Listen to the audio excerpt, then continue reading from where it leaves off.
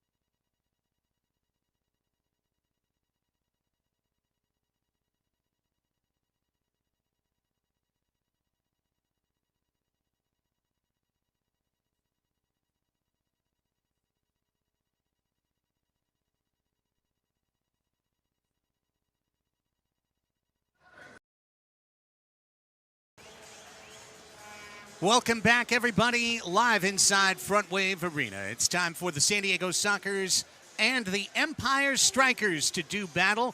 There you see Craig Childs, the all-time San Diego Strykers leading man, with Nate Hetherington, one of his original teammates. Alongside Brian Farber, I'm Craig Elston up in the booth. Let's welcome in the third member of our broadcast team, down on the field, sideline reporter Tony Sanchez.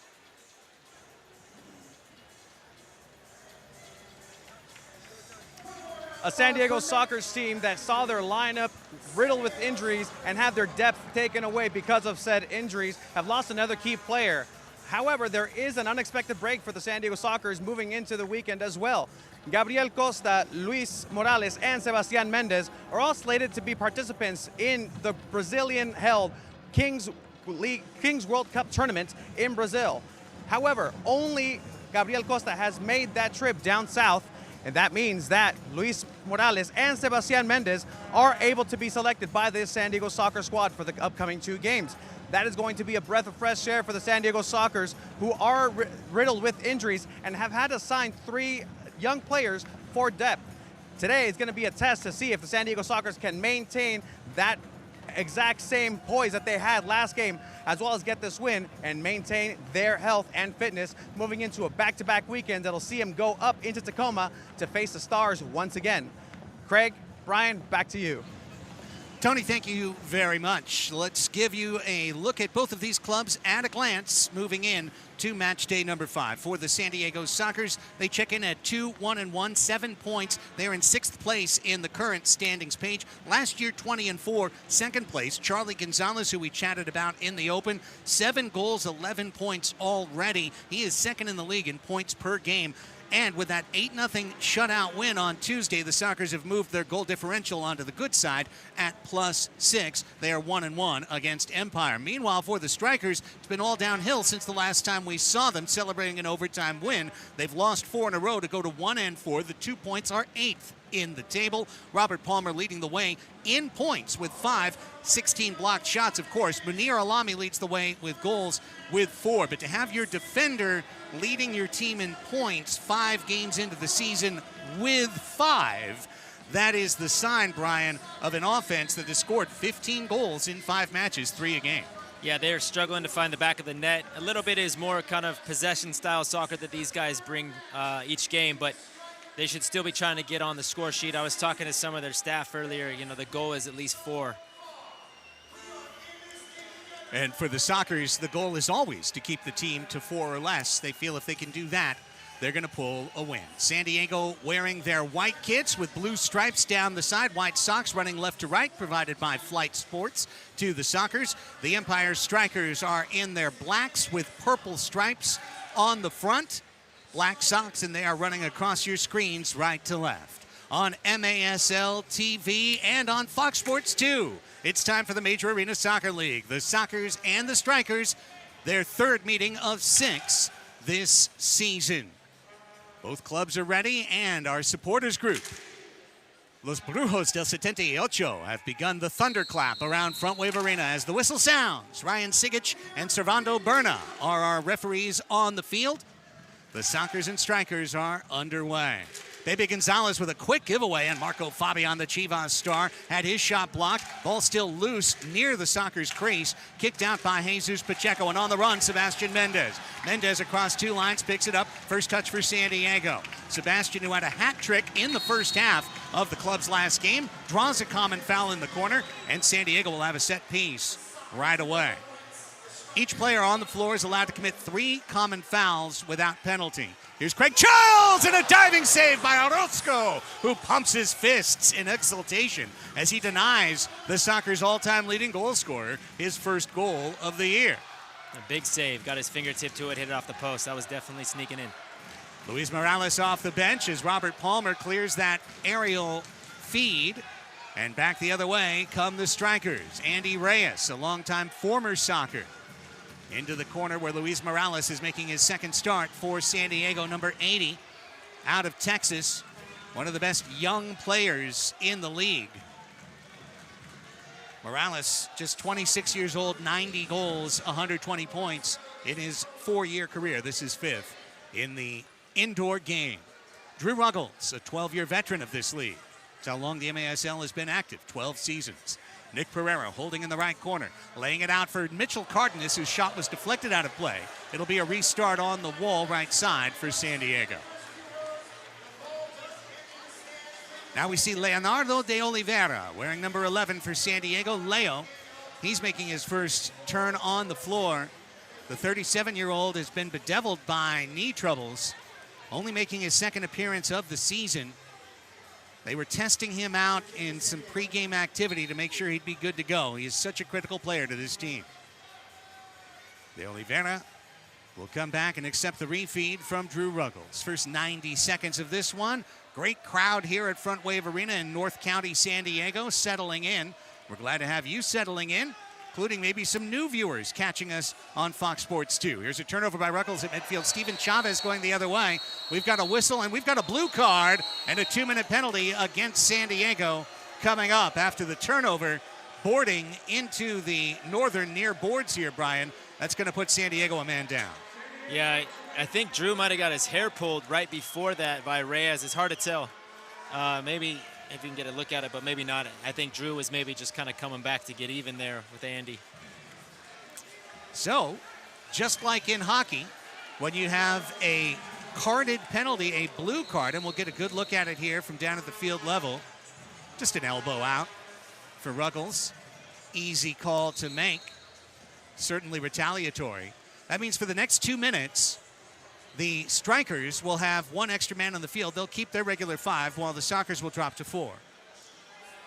However, early challenge. We are going to see a challenge from the San Diego Sockers head coach, Phil Salvaggio, sending us to MASL video review. And in fact, what they're looking for is exactly what you were talking about, Brian, a foul against Empire on the hair pull that could precede the blue card. Yeah, it was hard to tell from here. Obviously, tough angle, but maybe he had a hold of it. Drew's hair can get in the way, as we've seen a couple of times, and it's unintentional. I don't think Andy would be the type of guy to do that, but it might have got stuck in his hand and pull his head back a little bit, and that could definitely be looked at as a foul. So as Servando Berna puts on the headset, we go to MASL video review. Ryan Sigic is the MASL's head of officials, so you're certainly getting the most experienced eye on this call. Now, I would have a couple of questions, Brian. First and foremost, if you find a common foul before, and that's what they're going to be looking for here, could it be a blue card foul? We saw a hair pull against Ruggles. That's just a little bit of a trip. No. That's an elbow. That's not reversing it far enough back. They're No. not looking at the wrong video. Well, that could be the case, but if that's what they're looking at, that's not even a foul. No. That elbow, though, is clear as day. Here we go. Was there a hair pull here? All right, with good slow motion from our Armada crew. That could have been. Certainly Drew had two hands up, protesting Andy Reyes, either a swipe to the face or a hair pull. Maybe not even hair pull. I don't know what Drew was looking for there. Maybe it was contact above the shoulders. Well, the two will now hash it out. The question is, if it's a carded foul against Ontario, does that negate the blue card foul on Drew, or would they go to a 4v4?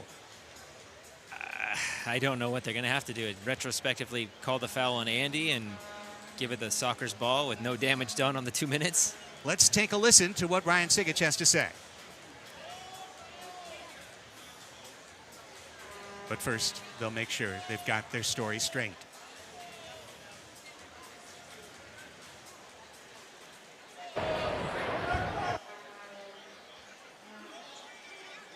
After review, there is no blue card on the play. It has been reversed. San Diego will remain to keep their challenge.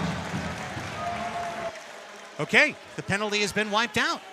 A successful challenge by Phil Salvaggio, and in having a successful challenge, it means he'll get an opportunity to challenge, if need be, one more time in this game. Yeah, he gets the flag back. Smart move by Phil, recognizing that. I think everybody saw it from the bench, but I think it's still going to be Empire ball. So they're just going to back it up and put it right there. But that means no man advantage. Now, I'd like to note for the crowd, even though it didn't come to pass because the penalty was negated, that Robert Palmer came out wearing a red 6th attacker jersey, which meant that even this early in the first quarter, the Strykers were willing to take out their goalkeeper on a power play and go to a strategy invented by the original Sockers head coach Ron Newman in 1983, the super power play. Here's Pardo juggling this ball in his crease, and then words for Palmer, and the two of them are jaw to jaw. These are two veterans who have been in this game longer than the league's been in existence. And Pardo indicating that Palmer had a stray elbow for him in his crease. Yeah, these guys know each other well. I don't know if Boris is playing games. I don't know. I don't think Palmer would be throwing an elbow in that situation, so let it slide. But his game is definitely going to be a bit physical, and you're starting to see it already. Well, you've already, if you're a newcomer to the sport of indoor soccer, seen some of the more arcane moments. Here's a ball blocked forward by Ali Somo, one of the newest strikers, and it has forced Boris Pardo into a desperate pitch that went over the wall. Now, they did not call defensive clearance, ruling some form of deflection there. But here comes a restart. Steven Chavez plays it to the back post, where the Strykers will pick it up with Ciro Oliveira. No score, 12:33, clock back running after a penalty was ruled and then taken off the board on MASL video review. And who knows if it was controversial enough. Ryan will be back with Phil Ivanko next Friday on MASL's most controversial show, Under Review, on YouTube. Now, that should have been a pass back. Did they rule that Oliveira put his knee to it instead of his foot? I think he put his knee on it to deny, because you can't just pass back to the goalkeeper like that. It's not 1983 anymore. Here's Marco Fabian. The 80s were when indoor soccer ruled supreme in First Division American competition. From 1985 to 1995, it was only indoor soccer that was First Division United States. It wasn't until 1996 that MLS came into play. 84 is when the NASL went defunct. Charlie Gonzalez sending in Sean Callahan. Callahan off the bench, cuts it, sharp angle chop blocked by Orozco. Second chance, Sean has it on his foot. He'll play it out through Craig Childs as the Sockers rotate personnel. It's a good look from Charlie. Saw the streaking Callie making the back post run. Leo to Jesus Pacheco. First-year player for the Sockers, had played multiple seasons for this Empire franchise prior to spending 2 years in Baltimore. A 5-year Fury/striker. Coming out with the ball is Empire. And coming forward is De La Torre. Antonio De La Torre's shot was deflected into Pardo's waiting grass. Boris coming off his first career shutout. Throws it out to Pacheco. He had an assist in the last game. Pacheco shoots. Parried away by Orozco, who then takes it off of Fabian's head and controls. 10:35 running clock. No score. Sockers and Strykers. MASLsoccer.com is your home for everything Major Arena Soccer League. All the latest news, leaderboards, highlights, and more. You can find it. Just go to MASLsoccer.com. The Somo brothers, Isaac and Ali, both in the lineup for Empire. That was a foul called against Empire down the floor against Munir Alami. Alami had the match winner in the Sockers home opener, a flying header that finished a service delivered by the goalkeeper, Brian Orozco, who ran all the way into the San Diego zone before shooting. Charlie Gonzalez crossing to Nick Pereira. However, we have not seen much of Brian Orozco running wild out of the crease so far in this match. Yeah, so far they have not shown their style.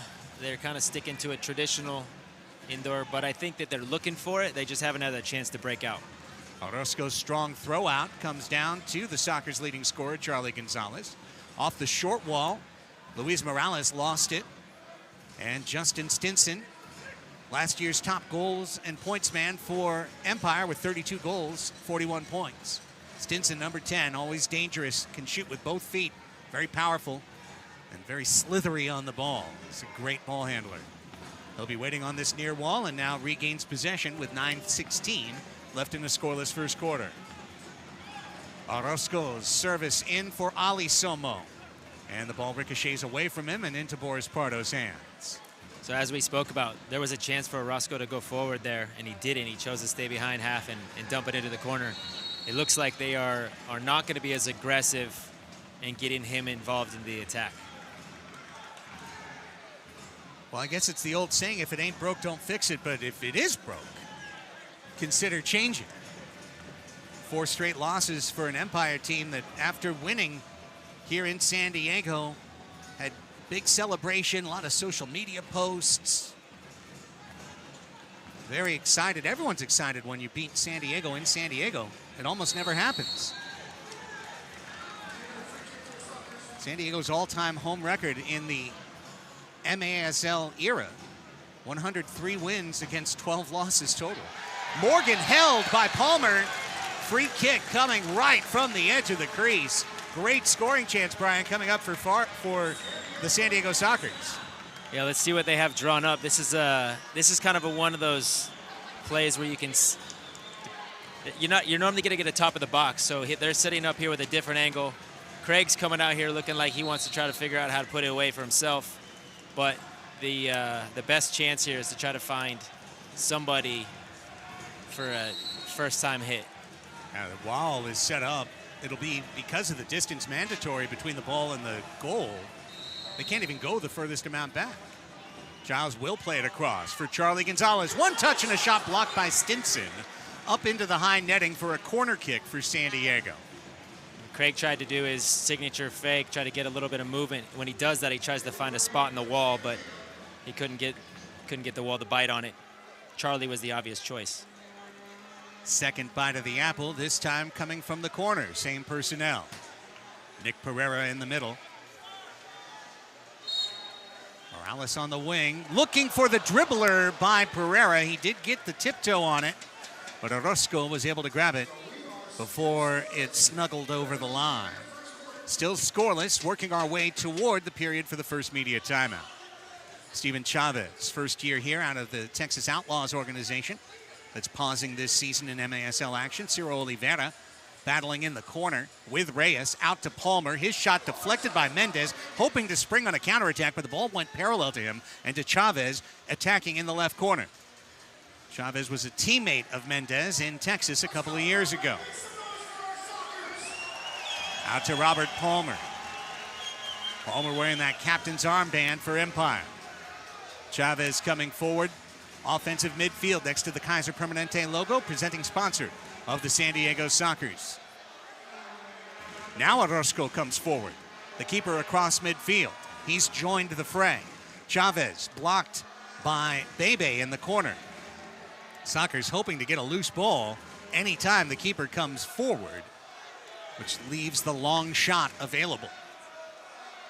And that's the plus-minus, the risk-reward in Onua Obasi's system.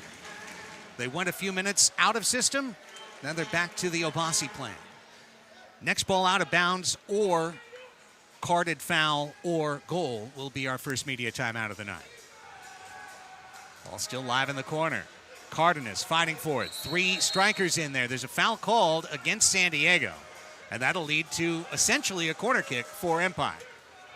And here comes Orozco all the way up across the yellow line. The goalkeeper has come up into the play as a 6th attacker.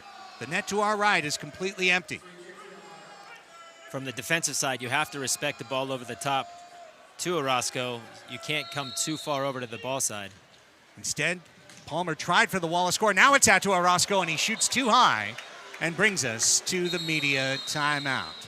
Well, the plan was there for Empire, but the execution was a little bit high. And now we take our first time out of the night. No score yet between the Strykers and the Strykers. It's Major Arena Soccer League action.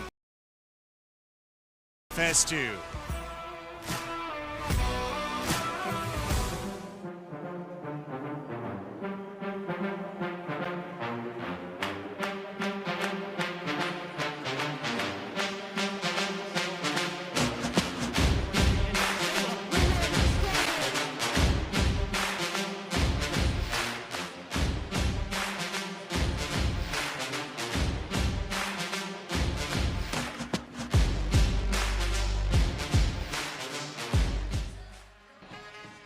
There's regular cold,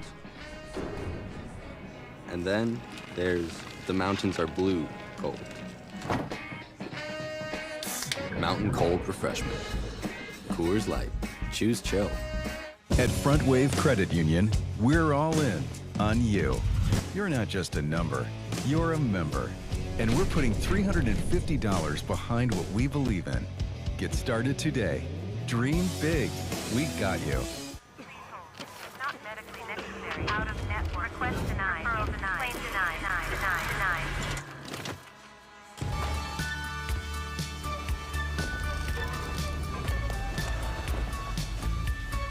What if insurance, doctors, pharmacies came together and worked as one team? If you can't get what you want, come with me. That would be a better idea for healthcare.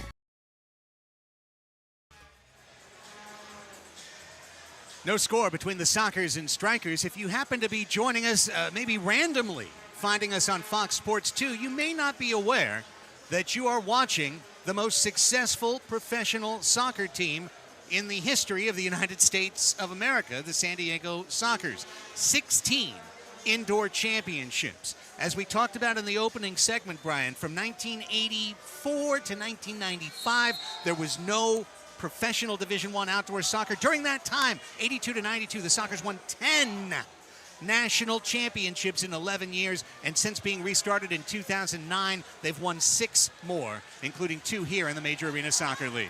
Here comes Tavoy Morgan looking for the first goal of the night for San Diego. 6.5 minutes on a running first quarter clock. 4 15-minute quarters is what we'll play. Serra looking for Morgan. Stops in the crease. His shot blocked by Palmer, adding to that blocked shot total that started at 16 tonight. He and Chad Vandegrift of Kansas City Comets annually go back and forth in terms of who leads the league in blocked shots. 2 of the best shot blockers for sure. See some full field pressure. Broken by Leo. Great kick save over Orozco. Felipe Gonzalez hunting his first goal of the year. It was a great ball over the top. Felipe had a good hit on it to the back post. It was a good save, foot save, going down. Pereira, that one blocked by De La Torre. Then the skipping try, one-handed save, rebound, goal! Charlie Gonzalez does it again. His team leading 8th of the year, putting home the Morales rebound for 1-0 San Diego. Morales was never going to settle that ball. He was looking to hit it first time. While it was traveling, he was lining it up. Took it first time. A little bit of a save. Orozco bobbled it. Charlie was coming back across the crease and finished it off. Give Morales an assist on that play, his first of the year, as there's no possession for Empire between the touch and the goal. And for the Sockers, for the 5th time in 5 games, San Diego gets the first goal. That's a good sign. Here's Mitchell Cardenas and the Sockers. Called for, handball. I think, a handball. Yeah, just outside the crease, or just outside the box. We're going to see another free kick over. They're going to line up heavy on this side, keep Orozco to the back post. Well, the goal came at 9:05, and Empire wants a very quick answer. They get to have, by a couple inches, better than a regular corner kick right here. And it's dummied out to Fabian, who shoots it high off the frame, off the Kaiser Permanente logo, and out of play. He knew that was coming to him. I think he would want that one back. He's such a good finisher.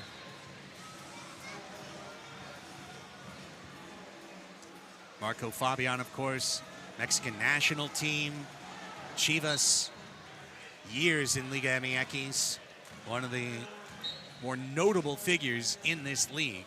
In his 3rd season coming indoors, and he's helped revitalize the Empire franchise. He brought fans his first year. He brought wins his 2nd year. And this is year 3, and what's next on the table? Yet to be discovered.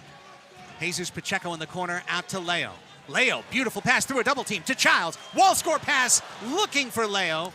And the defense stayed right with him. Childs knew to use that goal wall as a teammate. Leo spinning out. And Fabian could not clear. Cardenas settles over to Sebastian Mendez. Under 5 minutes in the quarter, Mendez shoots it wide from a sharp angle left wing. Fabian, pressured by Pacheco, right back to his keeper. He'll use De La Torre as an outlet for Empire. Mendez had Childs at the back post. A little bit selfish on that one. Craig let him hear it on his way off the field. Well, for Childs, who knows better than any soccer in history about lighting that red light, he has no goals yet, and this is match 5, and that's the first time in his 17-year career that has been the case, that he has gone without a goal in 3 games to start a year, never mind 4 or 5. So certainly it's on number 37's mind. Look at this wrestling match down the line between Reyes and Mendez, flyweight division wrestling here. And a free kick will be called for Empire.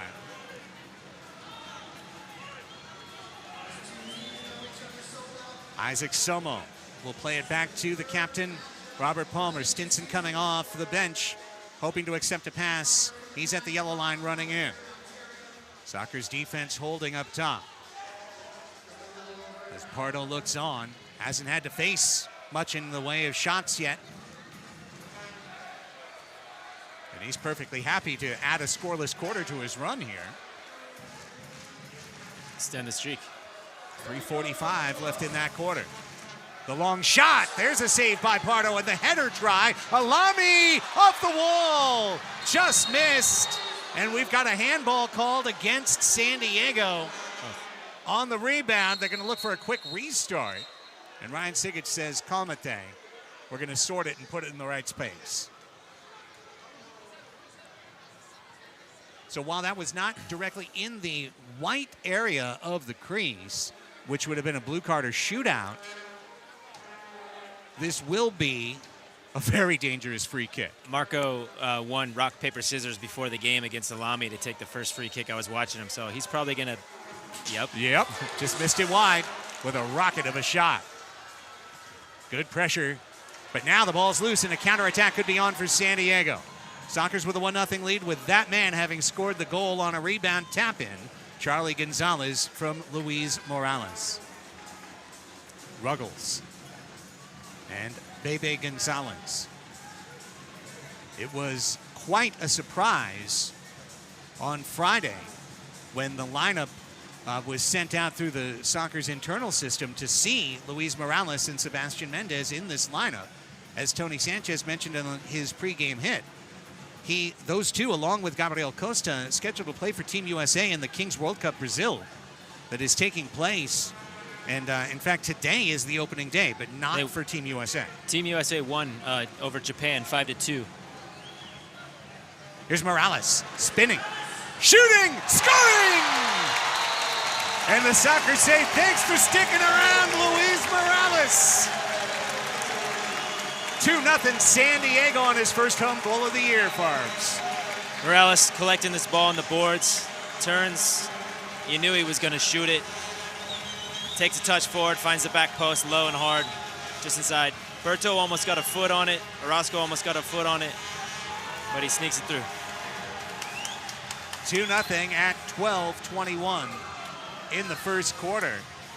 Well, as mentioned, and you said the tournament started, Gabi Costa's down there, but Mendez and Morales, who I had been told on Wednesday and Thursday were gone.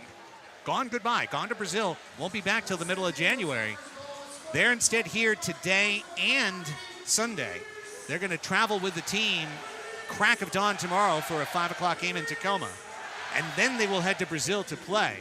But the difference is obvious. Here's a broken field. Callahan, space at the top, is trying to find Tavoy Morgan, another goal-hungry forward looking for his first of the year. Tavoy has had as many as 39 in an MASL season. He's still looking for number 1 in match number 5, and that's in some ways shocking.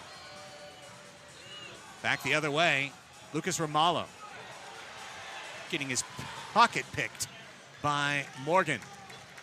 Under 2 to play in a first quarter that's gone well for San Diego. Long pass from Charlie forward to Morgan. Draws the double team, trying to dribble through it, and can't always dribble out of a phone booth and expect a whistle of any sort. Playing 1-on-5, Tavoy did his job in that he had his entire team changing personnel behind him. It was really his job just to hold possession for a couple seconds. I want to point out on that run, Tavoy got out. First he got back, won the ball, settled the team, and then cleared back out. And then Charlie looked for him, isolated, because he wants him to have that ball. Charlie is making decisions for Tavoy by giving him the ball in that space and telling him, go, like go. He didn't even make a run forward because he wanted Tavoy to take him. Also great to see a player who's not scored really helping his team on both sides of the floor. Childs puts it into the midst of Orozco as Mendez ran by. Tavoy, a player not known for his defensive contributions, but tracking back to win one and then holding possession. Those are doing the little things for a team, and that's what leads to wins more than just putting the ball in the net. Another 15th minute line. A little dynamic right there is Childs got rewarded from Mendez after looking him off at the back post a few minutes ago. Childs should have played boards. I think he was trying to play boards, actually, to find Mendez in the middle. You could see the two of them communicating on the way off. Keep an eye on that that connection tonight. Under 30 to play in this first quarter. Fabian's in the middle of the field for Empire as Chavez tries to line up a shot on right wing, guarded by Gonzalez. Out to Palmer. His pass was deflected out, and Orozco runs up to midfield to collect it. Now the keeper has joined the play with 8 seconds left. And the Sockers would love a steal, but there's only 4 on the clock. Palmer's just going to shoot it in toward Fabian's deflection. Skinner's wide and takes us to the end of the first quarter. Charlie Gonzalez scored at 9:05, tapping home the rebound from Luis Morales. Then Morales needed no rebound, taking a ball in on right wing and firing it past the keeper, Brian Orozco, at 12:21. That's our scoring. 2-0. San Diego leads Empire, but stay right there. Second quarter run from Oceanside, California comes your way next on MASL TV.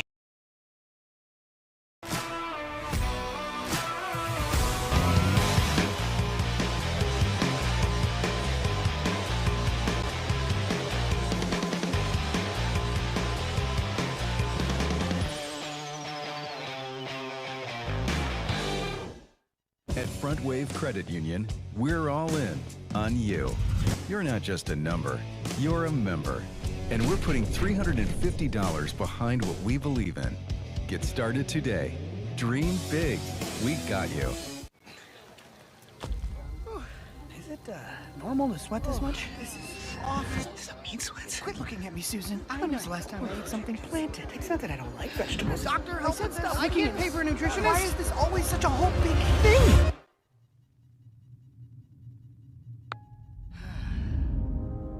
With nutrition counseling included, staying on top of your health doesn't have to be a whole big thing. Kaiser Permanente. Healthcare that just works.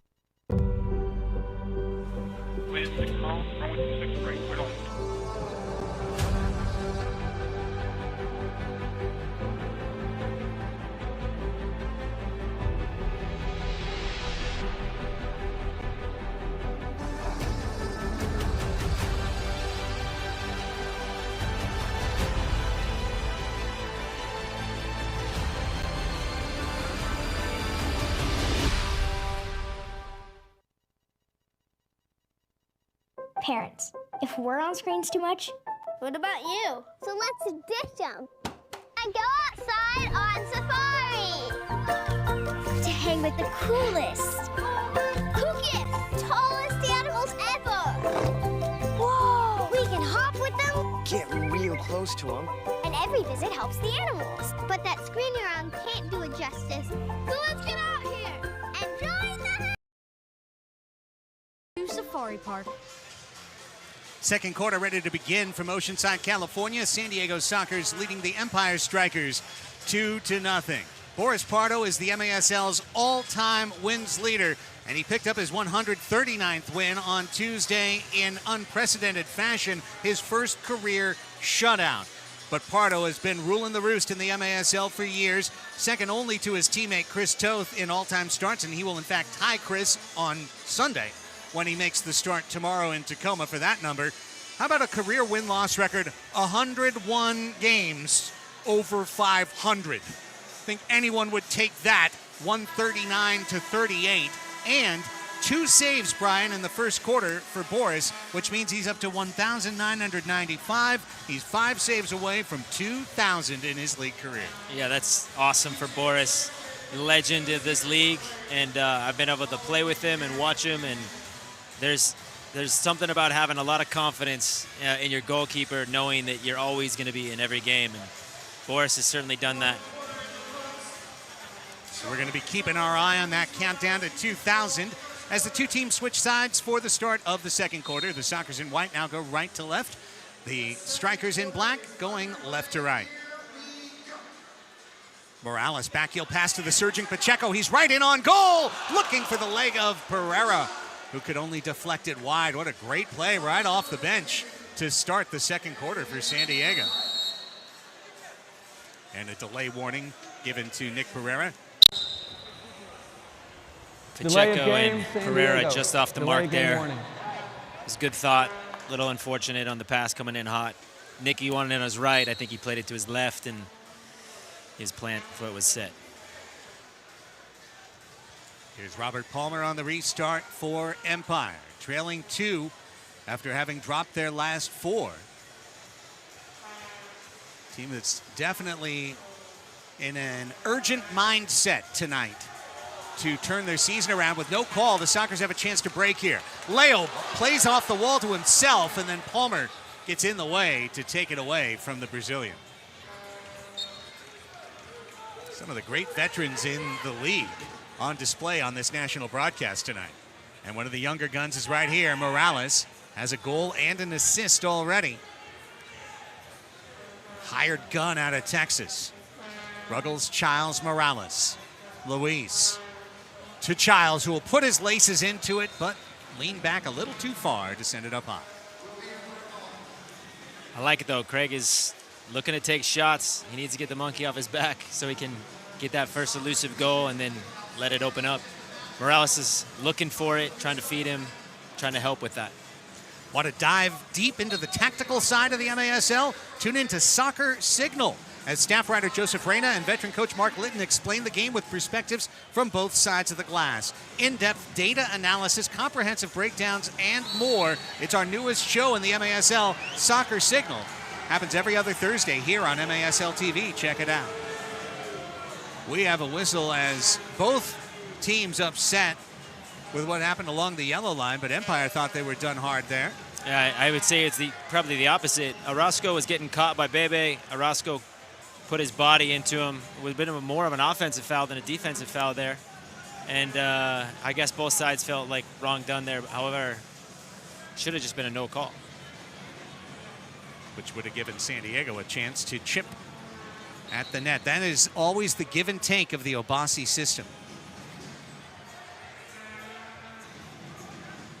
And I think the funny thing, after seeing it now for a season and a quarter, Brian, is that moving and clearing the goalkeeper hasn't hurt them as much as you'd think it would. But it also hasn't helped them as much as you'd think it would in terms of that man advantage turning into a higher goal-scoring average.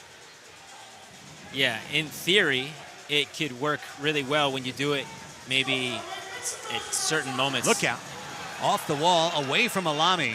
Somo's Wallaskora pass just missed him.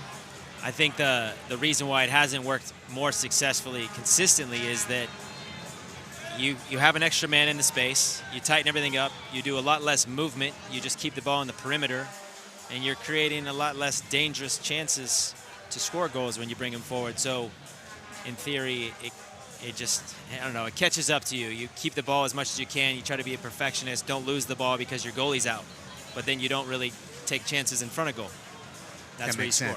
Look at the first goal that we scored. Charlie's goal was a deflection, or it was a great volley from Morales, and it was cleaned up.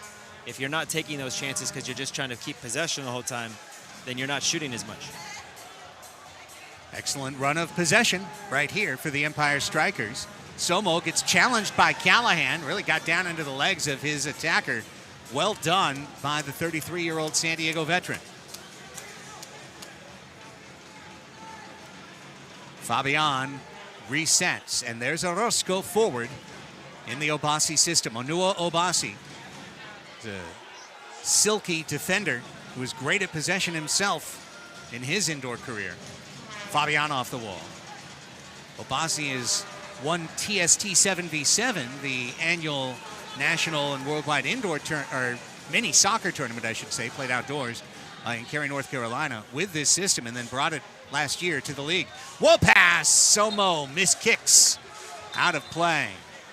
And Pardo with his hands out saying, hang on guys, that's indoor soccer 101 on what Empire was able to run right here. Yeah, they got it around the boards, down the edge, or down to the corner, and tried to play the boards in the middle, and that's where they're most dangerous, is right there in the crease. Boris is trying to say you need to shut down that angle quick. Morgan gets the ball, fires off left post to avoid millimeters from opening up his account for the year. That's what Tavoy does so well, is he turns in these one-on-one situations. He's hard to stop and contain. Ruggles getting held on the wall as he protests. Ramallo comes out with the ball. Phil's keeping that in the back of his mind in case something bad happens here from his perspective on this run of play, which is continuing with Justin Stinson coming forward. Stinson creeping in on Mendez, one of the better players on the ball in the league. So now you're seeing Orozco coming forward. Sockers have to switch to zone because of the man-up advantage. Now they got some movement going. But racing off the bench was Ciro Oliveira, but now the battle is in front of the bench wall. Now it's Reyes under pressure, and Orozco is his outlet. Brian Orozco will be our halftime guest on our MASL halftime show here on FS2 and MASL TV. Had the chance to chat with Brian prior to the match. Lovely, engaging young man who's really growing into becoming a notable name in this league because of his ability to do what you're seeing right here. Be a quarterback wearing a goalkeeper's outfit. It is very unique. He scored some bangers over the last couple of years. It's kind of fun to watch. Orozco had the assist on the match-winning goal at the home opener here this season. Came running in all the way down the bench wall, shot to the back post, and Alami headed it in. Here's Palmer lining one up, trying to go for the toe poke and deception. Leonardo de Oliveira read it. Mendez on the counterattack. Sebastian Mendez saved by Orozco. He comes out to challenge for the ball. He's just a field player here. Loses his keeping privileges, but he was able to clear it just like a defender would. And now Stinson jumps on the steal. 2v1 the other way. Coming with Anthony Powell is Justin Stinson. His shot blocked by Cerda, and it stays in on a short hop off the low wall. And back to retrieve it. Off the bench is Morales. Morales tries to kick it into the corner. Ciro Oliveira is right there with him. So is Orozco. He exchanges positions. Ball's one away. Felipe Gonzalez trying to run off the bench to capture it. Instead, back and forth action. Here we go. Chavez with Fabian. Stolen in the middle by Cerda. Back and forth we go. Where we stop, nobody knows. It's Pereira in front of the bench wall for San Diego. And this is how indoor soccer can intoxicate the bloodstream. Yeah, that's exactly what we were looking for with some of that north-south runs. Sockers want to play that game. Empire, not so much. Cardenas. Now, it's completely out of the Obasi system. That's when you get into jungle ball going back and forth. Morales says, that's what I do for a living. And he will fire, and that one's blocked out of play by Palmer. Meanwhile, Morales feeling a little bit the lesser of it after the shot. It's a good block by Berto. It's hard to tell if Morales got, slid through. Great block by Berto. That's the kind of thing in outdoors you might be looking for a yellow card. So this shot is set up for a left footer, slightly off center. Looks like Mendez may even just come around and hit it, although he has Charlie. If Berto steps to Charlie, Charlie has Nick.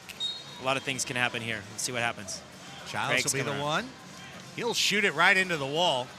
So the reason why Craig did that was they were set up for a left footer, and they were going to have to shift for a right footer based on where they were positioned.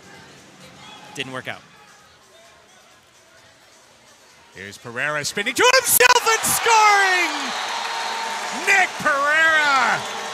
The big man does it all by himself, and Onua Obasi believes it was a foul. He has thrown the challenge flag on this play.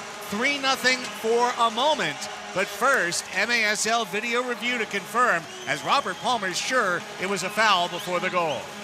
Yeah, we're going to have to get a look at this. Hard to tell from there. Great turn by Nick.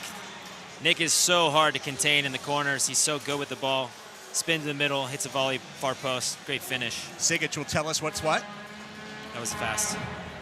Ontario is challenging for a handball prior to the goal. Okay, so specifically they are looking to see if Nick Pereira handled the ball with his hand on the turn of this shot. And we can get a good look at it here, courtesy of our Amoda broadcast crew on MASL Video Review. Nope. And that should be a quick answer. Right off the gut, looked like an easy call. Nick is standing there with 100% confidence saying it's a goal, watching the replay. Pretty hard to say anything else. This part's just nice if you want to freeze frame and see what a clinical half volley looks like. There it is.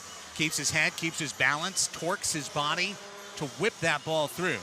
But what they are looking for here is if there's any illegal handling at any point in this. Okay, well, no touch there. Chest deflection, hands away. Turning. That ball didn't act, although the freeze frame might make you think that it was on a platter there. That's a visual illusion. Ball is not touching his hand at any one of those spots in those freeze frames. No, it looks pretty clean to me. Now a little bit faster is going to give a little more fairness to Nicky. Good super slow-mo here. After review, there is a handball by the attacking team. The goal is nullified. They have called the handball. Foul. They have against called Pereira. the handball, Brian, and they've waved off the goal. Nick is literally shaking his head as he steps off the field because he knows. Elbow, maybe, right there. It's a tough call. On the first trap, we were looking at the turn. But on the first trap, I think there was an elbow touch. Great job by Amoda picking that out. Our video crew. So, it's a huge call, and both teams have had a successful challenge. One to nullify a blue card, one to nullify a goal. And now we got a yellow card on Childs. It looks like a bench yellow that'll be served by Childs. Served by Childs. May have been Childs. Oh, no, it is on Childs. And Berta specifically looked at him and said, Craig Childs, 5 minutes dissent. So, again, if you are new to the indoor game, it's the blue cards that really change the game more fundamentally because it leads to a power play for one team over the other. A yellow card here is not a yellow card outdoors. A blue card here is much more of a yellow card type foul if you wanted to look for a more direct comparison. Here, indoors, a yellow card is basically for mouthing off. That or an illegal substitution, off-ball, off-whistle type violations. And all that is 5 minutes in the box without changing personnel on the field. Here's Morgan, double teamed, stays with it. Tavoy Morgan with a triple team, lays it off. Felipe's shot blocked out of play. And that'll lead us to the media timeout. So plenty of action, although no official scoring so far in the second quarter. But we had a goal taken off by video review. When we come back, we'll wrap up the first half from Oceanside's Frontwave Arena. 2-0 Sockers on MASL TV.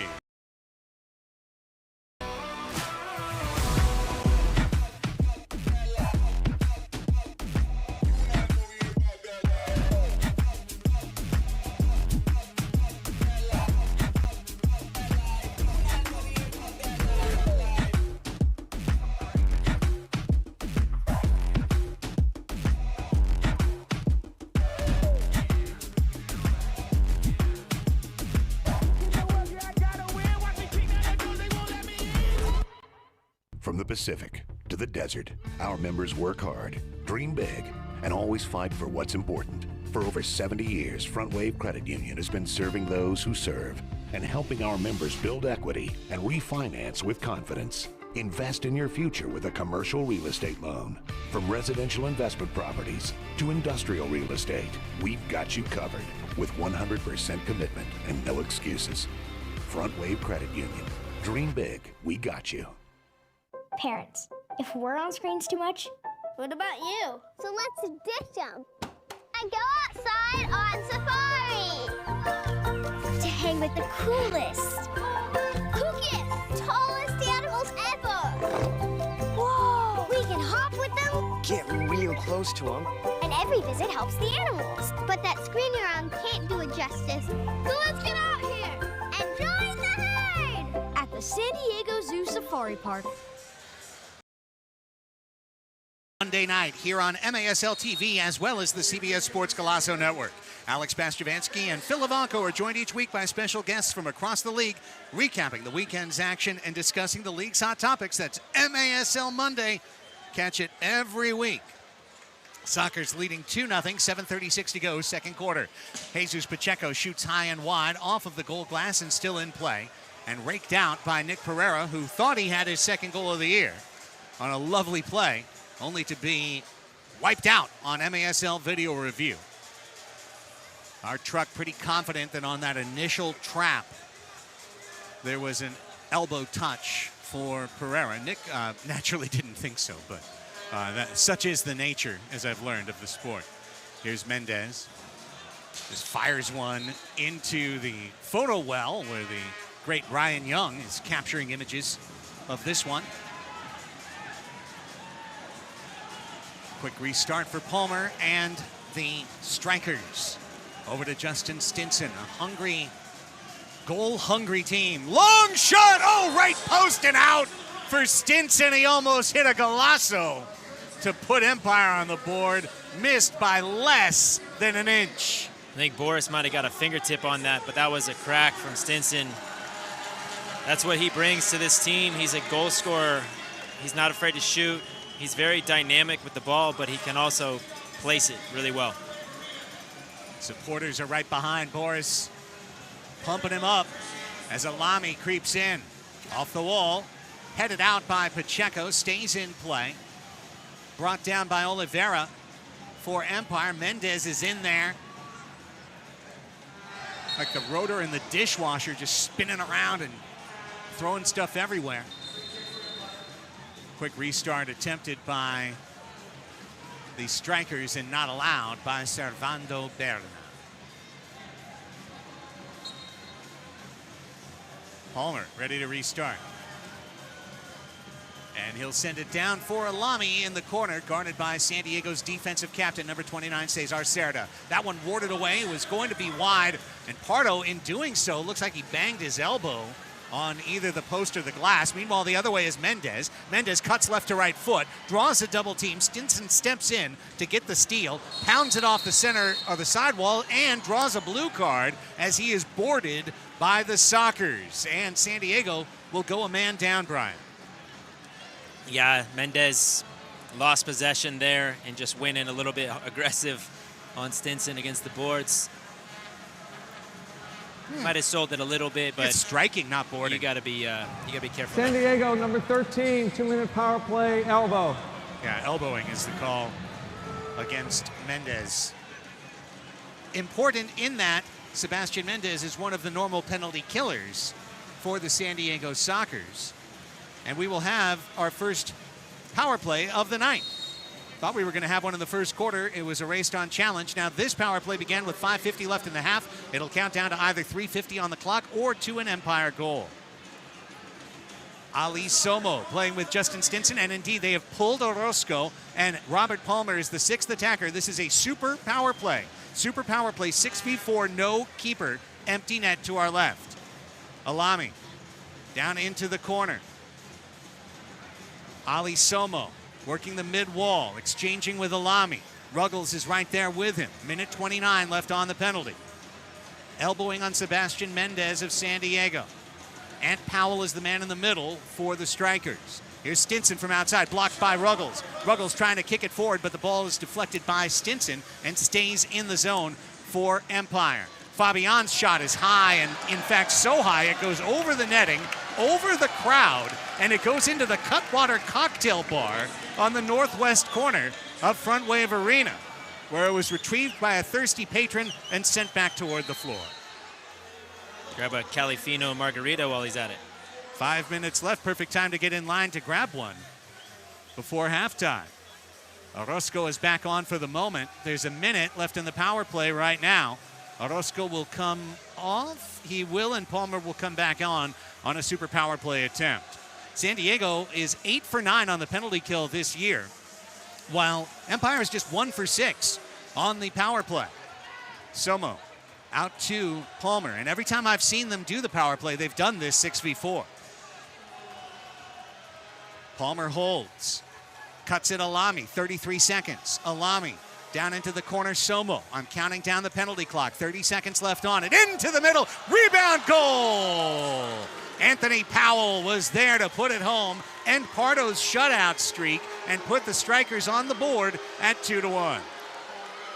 Got the ball off the boards, coming back in the middle. Powell's in the perfect position, roofs it. Good defense from the Sockers for the most part. It's just, it gets very busy in there. And when you get down in the corner and you find the boards, it's having an extra man. Pretty back heel assist by Alami through traffic right there.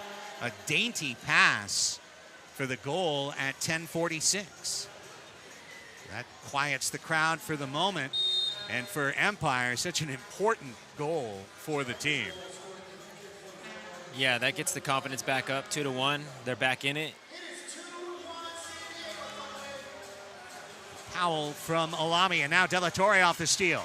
Antonio De La Torre turned back by the Strykers. Run down, counterattack's on. It's Morgan.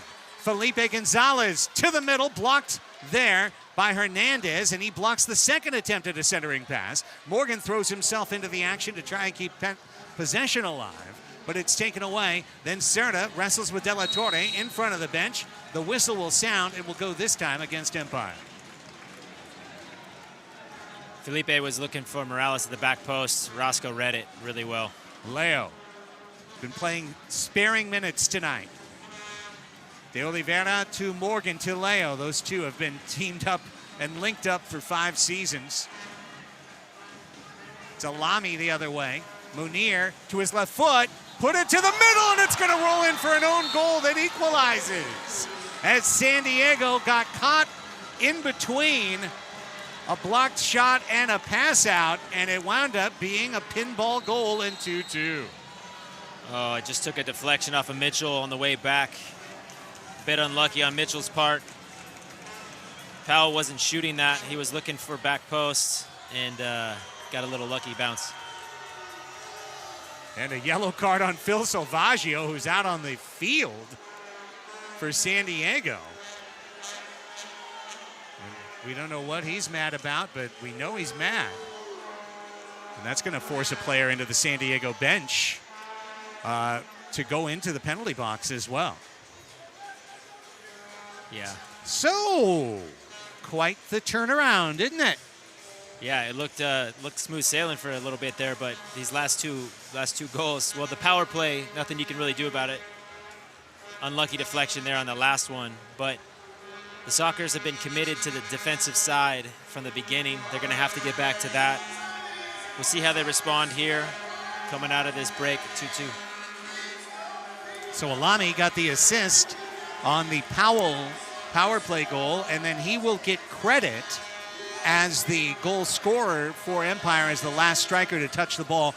Unlike outdoor soccer, an own goal in this sport is not listed as such. Mitchell Cardenas doesn't get his name in the book for it. Instead, it just goes to the last player to touch. And I guess what we just showed you and this national audience is how hard it is to get a shutout in this sport. And getting one is quite rare, which is why Tuesday's game was so remarkable. It was just the 3rd time regular season, 4th time overall in the modern history of the Sockers that they have had a shutout. The great Riley Swift in the PASL days up in Tacoma had the first. Chris Toth saved 17 against Empire to start the 2017 season. Boris Pardo and Xavier Snare-Williams teamed on a playoff shutout in April 10th, 2023, and then it was Boris with 10 saves on Tuesday for his first career solo shutout effort. And that's it. That's the list. That's the entire list over 17 seasons, 3 regular season shutouts and 1 playoff. So deflections, weird bounces, balls off the wall. 180-foot field from one end to the other. That's why shutouts are nigh upon impossible in this sport. Usually see maybe one a season. Yeah, across the whole league. Right. Yes. Yeah, it was good for Boris to get that. But now this one's back to 2-2, so it's going to be an interesting next few minutes before half. Isaac Somo and the Strykers, a team, remember, coming in having lost 4 in a row, having scored only 10 goals in their last 4 matches, and getting shut out for a solid 20 minutes of this one, almost 25 minutes of this one. To be at 2-2 now has got to be energizing for both the mind and the body. Leo is under double team pressure in the defensive zone. This is playing fast and loose with possession here for San Diego, because one missed touch and you're right in on goal for 3-2. And there's that missed touch. And it's Palmer playing it off the wall, but Leo recollects his own miss in the corner and then gives it back to Fabian. Minute 45 before halftime. We'll talk to Brian Orozco, the Empire Strikers goalkeeper, plus Alex Bastiavansky will have MASL in 5, all on the halftime show. Here's Stinson now making Powell in the corner. We've got 6 men on the field, I believe. Blue card is out. A challenge flag had been thrown by San Diego, claiming that a poor substitution had put too many men on the field. But I thought, Brian, I saw an Empire player saying that San Diego had too many players in the field. No, it was Empire had too many men on the field there, and he was trying to get off in a hurry. I think that the Soccer's bench recognized it right away. Yeah, so they were actually, that player was yelling at his teammate to get off. That's what it was. Yeah. Okay, well, this is just like hockey fans, in case, again, you're new to the game watching us on FS2. These guys are running off, but when someone runs on, and right there, 2 guys on, and then another, oh my gosh. They had like 7 guys on the field at one point. So that's a 2-minute power play for San Diego. Well, the unfortunate part for Empire right there was they had caught out a few players that had been stuck on the power play a few minutes earlier. They had a few offensive players that were tired legs, and they had a chance to truly wear them down even more and get a chance. So now this power play, the first of the night for San Diego, could carry into the first 30 seconds of the third quarter. But San Diego would much rather put a goal on the board and retake the lead going into the locker rooms. We'll only focus on the game clock during this portion instead of power play as such. Charlie Gonzalez with Nick Pereira, Sebastian Mendez, Tavoy Morgan, and Craig Childs.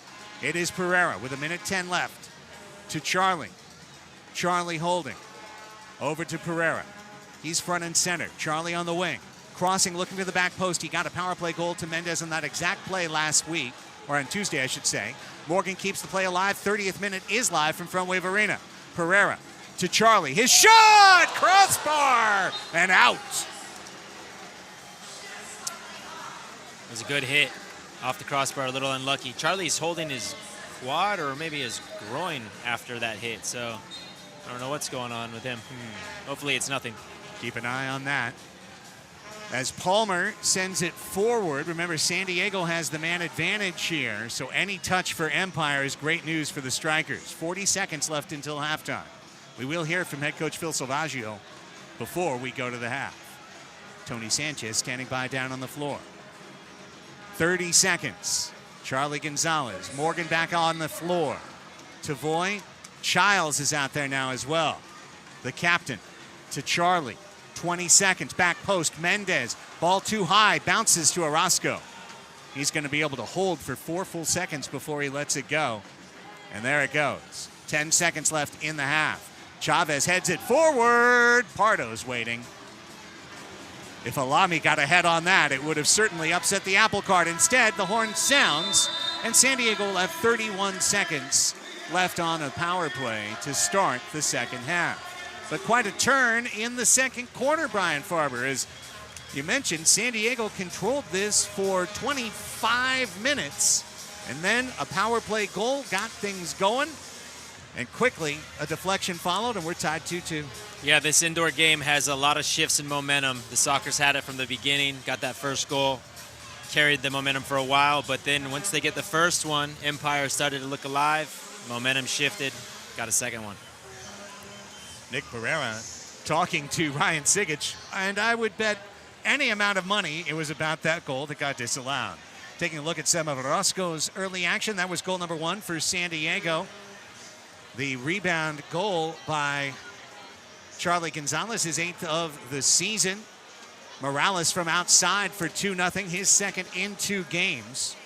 And then Empire gets him back. Lovely pass by Alami to set up Powell on the power play. And then just unfortunate.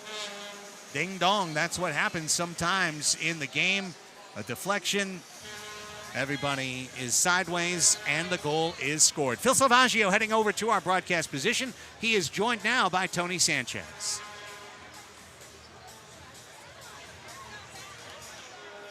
What you could tell me about these first 2 quarters of action here at Frontwave Arena against the Empire Strykers? High-intensity game, and, both teams are playing hard.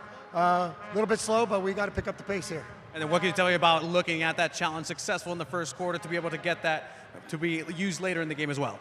Yeah, I mean, it's there. I mean, the handball is not a handball, and so we got the momentum against us right now. We gotta get the next goal and try to pick it back up. Perfect. Thank you, Coach. Back to you, Craig and Brian. Thank you so much, Tony Sanchez. 2-2 our score, halftime from Frontwave Arena. When we come back, a conversation with Strykers goalkeeper Brian Orozco. You'll hear it next on MASL TV and Fox Sports 2.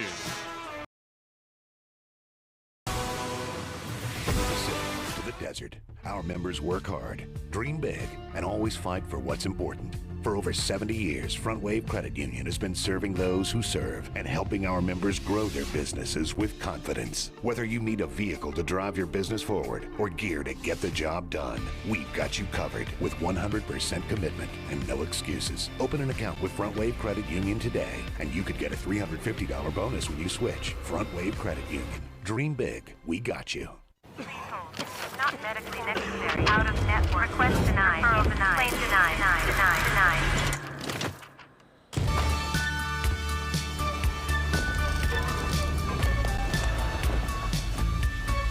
What if insurance, doctors, pharmacies came together and worked as one team? If you can't get what you want, come with me. That would be a better idea for healthcare. Kaiser Permanente. Parents, if we're on screens too much, what about you? So let's ditch them and go outside on safari to hang with the coolest, kookiest, tallest animals ever. Whoa! We can hop with them, Get real close to them. and every visit helps the animals. But that screening around can't do it justice. So let's get out here and join the herd at the San Diego Zoo Safari Park.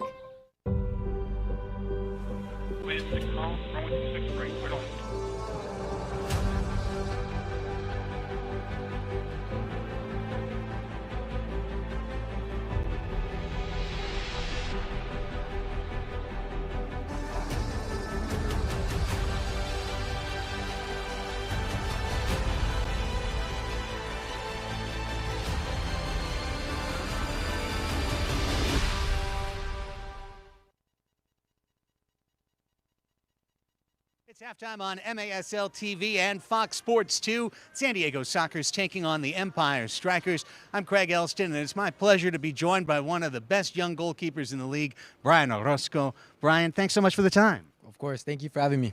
Well, let's just start off a little bit biographically, maybe for some new viewers. What brought you to the indoor game?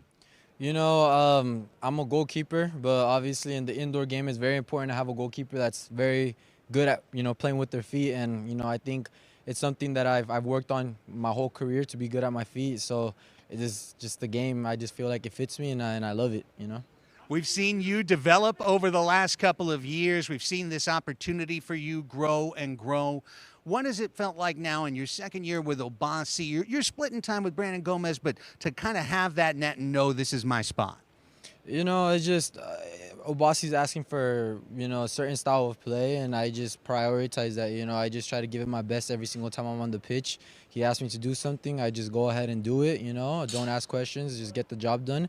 And you know, I have the team that backs me up, you know, which makes my job very easy. So you know, excited to you know, continue to do this, and I'm looking forward to a successful game today.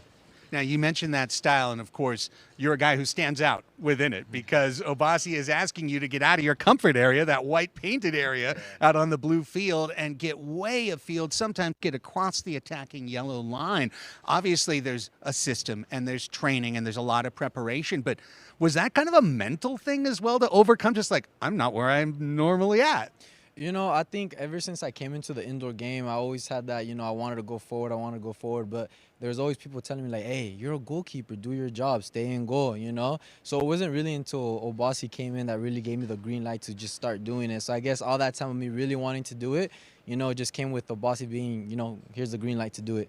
I love doing it, you know, I'm a goalkeeper, my eyes light up when I make a save, but they also light up when I'm in front of goal ready to score, so, you know, I love it. Of course, the last time we saw you here, it was the highlight moment of the night, overtime, and you make that run across. You make that shot pass to the back post, and Munir Alami is there to head it in. Safe to say, putting a game-winning score on the board is a little different for a keeper. Of course, you know, it's a nice feeling. You know, I actually scored one of those last year against Baltimore, and when I thought I had scored that goal against San Diego last time, I was super happy. But of course, Munir scored the goal, and at the end of the day, it's a team, you know, job. They know what I'm going to do, my teammates. So he was in the right spot at the right moment, and you know, we executed and we won that game. So looking forward to another one today. I thought you scored the goal, too. Last thing before we let you go, TST 7v7 is an incredible opportunity for players in this league, and you had the chance to team up with a lot of the guys that are on San Diego, a soccer strikers team almost that took down that competition last year. What's that feeling, knowing that in this league, you guys are competitors, you're hard-fought competitors, but there's other times that you actually may align? Yeah, you know, I've always said it that the best players in small-sided are in the MASL. You know, you look back at all 3 years of TST, it's only been MASL teams that have won in MASL players. So I think people just need to look at this league and really, you know, realize that there's talent, there's quality here. And, you know, I believe that the next couple of years of TSC is going to be the same outcome. MASL players and teams are going to be winning it. So, you know, it's a nice feeling being able to, you know, be rivals in the MASL, but once it comes to like TST, being a team, it's nice, you know, a good group of men and hard workers. So it's a blessing to be able to do that. Yeah. Brian Orozco, one of the rising stars in the league. Thank you so much for your time. Of course. Thank you so much for the time. We'll be right back. We're going to have MASL in 5. First half highlights, second half kickoff, all coming your way right here on MASL TV.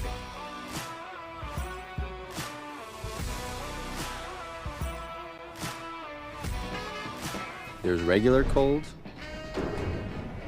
and then there's the mountains are blue cold. Mountain Cold Refreshment. Coors Light. Choose chill. At Frontwave Credit Union, we're all in on you. You're not just a number, you're a member. And we're putting $350 behind what we believe in.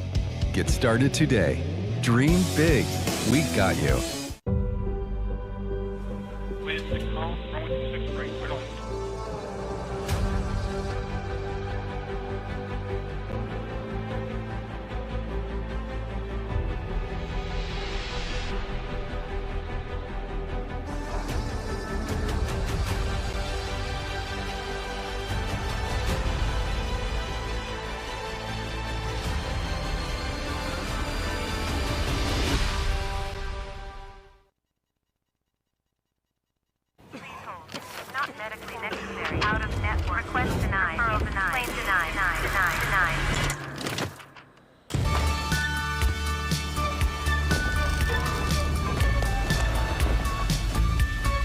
What if insurance, doctors, pharmacies came together and worked as one team? If you can't get what you want, come with me. That would be a better idea for healthcare.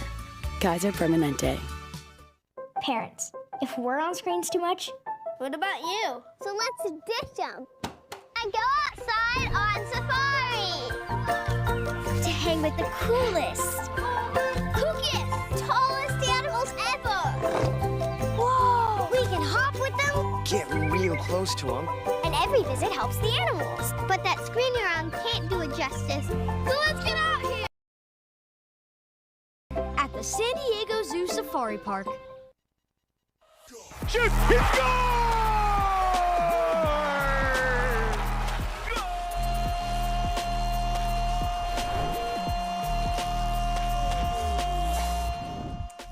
What's up, soccer fans? Alex Bastiavansky here, back in the MASL studio. Hope everybody had a fantastic week. A lot went down over the past few days in the league, and I'm here to tell you all about it in just 5 minutes. So let's go. Tavares. Alves is at the back post. Alves is there, he scores! Short-handed winner! It's the first win of the season for Utica! First win of the season, and in dramatic fashion for Utica City. They were down 6-1 in the third quarter, but the Blues rallied back with 6 straight goals to stun the Milwaukee Wave 7-6 in OT. And that was the tail end of a rough weekend for the Wave. On Saturday, they were in Baltimore, and the Blast withstood a late Wave rally to down the visitors 10-7. They were dancing.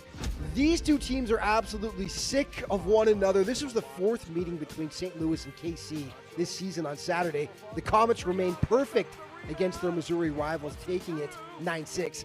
Tacoma was looking to go 4-0 on the season in San Diego, but the Strykers brought them down to earth with a thud on Tuesday. They shellacked the Stars 8-0 at Frontwave Arena to improve to 2-1-1 on the campaign.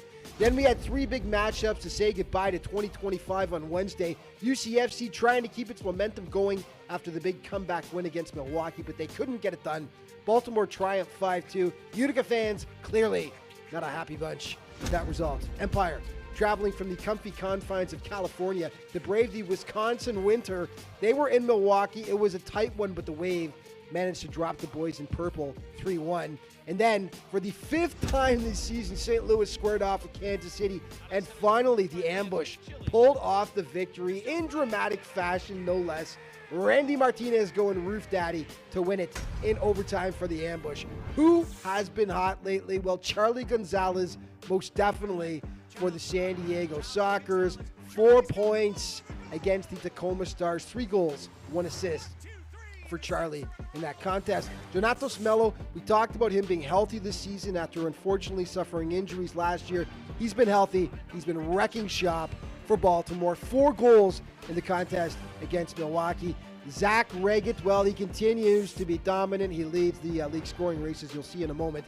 And against St. Louis, 3 goals and 1 assist over the Ambush on Saturday, including that beauty right there. And in goal, Boris Pardo, the San Diego legend between the posts. He was picture perfect against Tacoma, making 10 big saves for the shutout victory for San Diego. Scoring leaders, as mentioned, yes, Zach Reggett continues to be on top with 19 points. Teammate Dom Francis second with 14. Then it's Alex Sanchez with 13. Donatos Mello, 12 points. And Charlie Gonzalez rounding out your top 5 with 11 points. Your players of the week brought to you by Capelli Sports. Brian Wilkin in goal from UCFC. Teammate Sergio Penal from UCFC. And defensively, Umar Silla from the Baltimore Blast. Let's start with Junior Penal. Absolutely instrumental in that comeback win against Milwaukee. He was all over the place. 4 points in the game, 3 goals, plus a helper. Silla, fantastic for the Blast against Milwaukee as well.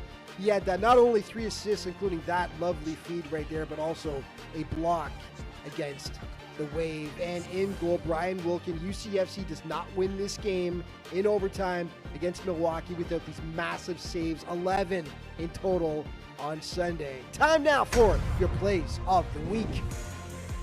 Briggs pops it forward. SK on the volley. Ding dong, and it goes in. SK.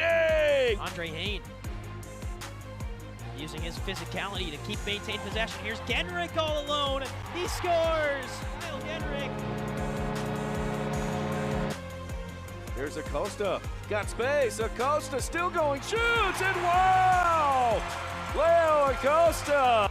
Amani fakes a shot one way. He'll go the other and score. We've talked about it all season long. A rocket of a left foot from Rashad Amani to bring Utica City within one. Chavez, Frater, Chavez beats everybody. Chavez in, shoots, he scores! That leg is okay.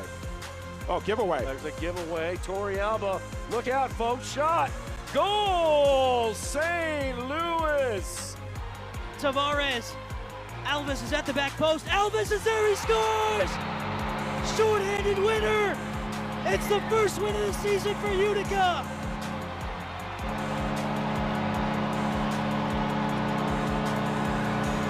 What a moment for Gio Alves! And that's going to wrap things up for this week's show. But just a reminder, all throughout the season, to stay up to date on everything that's going on in the MASL, be sure to check out the league's official social media outlets. Thanks so much for watching. See you next time.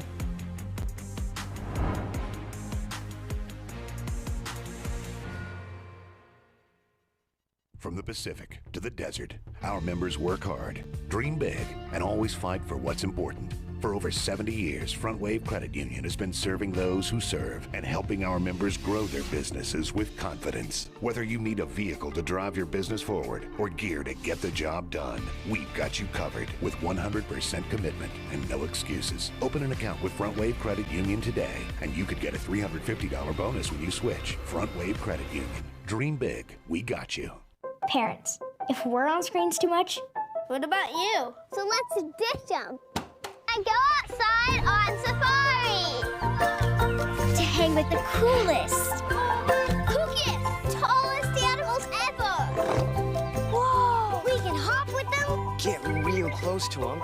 and every visit helps the animals. But that screen you're on can't do it justice. So let's get out here and join the herd at the San Diego Zoo Safari Park. Is it normal to sweat this much? This is awful. This is a mean sweat. Quit looking at me, Susan. When was the last time I ate something planted? It's not that I don't like vegetables. Doctor, I said stop. I can't pay for a nutritionist. Why is this always such a whole big thing?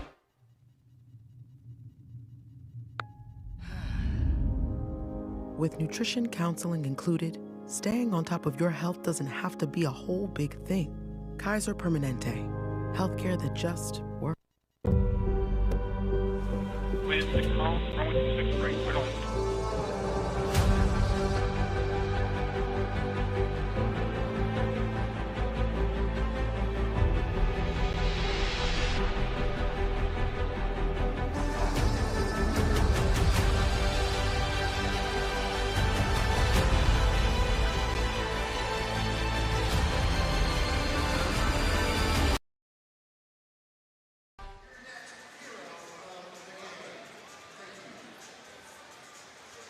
Welcome back live to Frontwave Arena in Oceanside, California. Major Arena Soccer League action on a Saturday night on FS2 and MASL TV. 2-2 our score, the San Diego Sockers and the Empire Strikers. Craig Elston, Brian Farber, Tony Sanchez, and our Moda broadcast crew bringing you these first half highlights. And San Diego gets out to a quick 2-0 lead in the first quarter. There was Morales tracking a blocked shot out of the air and shooting it down, brought home by Gonzalez in the rebound. Then Morales takes the Leo de Oliveira steal and puts it home for 2-0. Sebastian Mendez thinking he might have a chance at 3-0 on that breakaway. And then Nick Pereira thought he had 3-0. And he did. But on a challenge flag, they said that Pereira trapped it with his elbow. And that erased what could have been a 3-0 Sockers advantage. Turned out to be a pivotal play in the match so far, because after a power play was ruled, 6v4 action, Anthony Powell gets the goal, and then Alami's seemingly harmless shot deflects off Cardenas' heel and into the net for 2-2. Shot off the crossbar for Charlie Gonzalez late, and San Diego will have 31 seconds of power play to start this third quarter. However, Empire gets the first touch of the ball, which is going to erase at least half of that time unless the Strykers make a mistake. So very well done in that circumstance. Now they need to put 15 minutes back up on the clock. They're going to do that momentarily. Empire is in black. They are going to run right to left in this third quarter. The Sockers are in white, running left to right. They do have a 5-on-4 man advantage for 31 seconds. But it begins with the Strykers able to touch the ball. Quick steal. Leo from midfield shoots, and Orozco runs back into net. And that'll all but kill the remainder of this power play, San Diego's first of the night. Serta jumped up in the air to try and retain possession. There's 12 seconds left. Isaac Somo racing into the corner with Pardo out there as well for San Diego. The goalkeeper of the Sockers watching now as the penalty is all but over. A foul called on the Strykers, but well done. Just 3 seconds left before Anthony Powell jumps out of the box. And just like that, the Strykers are back to full and even strength. Yeah, they did a good job to kill that. It's always helpful when you come out at halftime if you are a man down to start with the ball so you can try to work off as much of the clock as you can. Here's Luis Morales, who has helped account for both goals. One on an assist, one on a goal. Leo has an assist tonight. De Oliveira played against Empire on December 12th up at Toyota Arena, had 2 goals and an assist in his season debut. Here's Morales, got his left foot open for a second, now working off the corner wall, puts it into the middle. That could have been an own goal the other way, but the deflection off De La Torre's calf happened to go wide, and Orozco scooped it up. I'm imagining what the two coaches had to say at halftime. I assume that Phil was talking about defense, don't give up any more goals, and we're going to win this game. I'm not sure what Obasi was saying. I haven't spent as much time in his locker room, but I would imagine that they're trying to get 3 points here tonight. Win again against the Sockers on the road would be a big game for them. This is an important game for Empire one way or another. Absolutely. They need 3 points right now. They're in the bottom of the table. Sockers need 3 points right now because they're about to go on a 6-game road trip. So it's big for both teams right now. This third quarter is really important. First goal is vital. Here's Alami, who's got the goal for Empire and an assist. Stinson hit the post, just missed. A beautiful goal from outside in the first half. Andy Reyes exchanges with Stinson as the second minute walks off into the North County night. Reyes back out, and here's the goalkeeper Orozco all the way to offensive midfield to Stinson. Brujos get the drums banging here at Frontwave Arena. Here's Reyes. Stinson with Ruggles right in front of him. Justin Stinson and Drew Ruggles. There's that type of possession that Empire is known for. Orozco is the outlet. However, his pass went into the crowd, and it'll be a giveaway to San Diego. Don't forget, MASLsoccer.com is your home for everything about the Major Arena Soccer League, all the latest news, leaderboards, highlights, and plenty more. Find it at MASLsoccer.com. Follow the league on Instagram at MASL Soccer. Follow them on Twitter at MASL Arena. TikTok as well. Don't want to leave out Jack Williams and TikTok. Jack doing a great job for the league on social media. Ruggles was trying to find Pereira. They're trying to get the ball to Nick so they can make some runs off him. They haven't had a chance to do much of that tonight. Pereira's got the size advantage on Palmer. Draws the double team. The beach soccer captain off the wall. Orozco is able to jump on that loose ball, and good job in terms of holding off Mendez and Felipe Gonzalez. Sebastian got kicked in the calf, but he's okay. Right there's a good example, though, of what having somebody like Nick Pereira on your team can do. He can shield, he can hold, he can turn, he can dribble. And then he's finding the boards. He's being selfless. He's looking for other runners. Get him involved. Pereira's 245 MASL assists, the all-time league leader.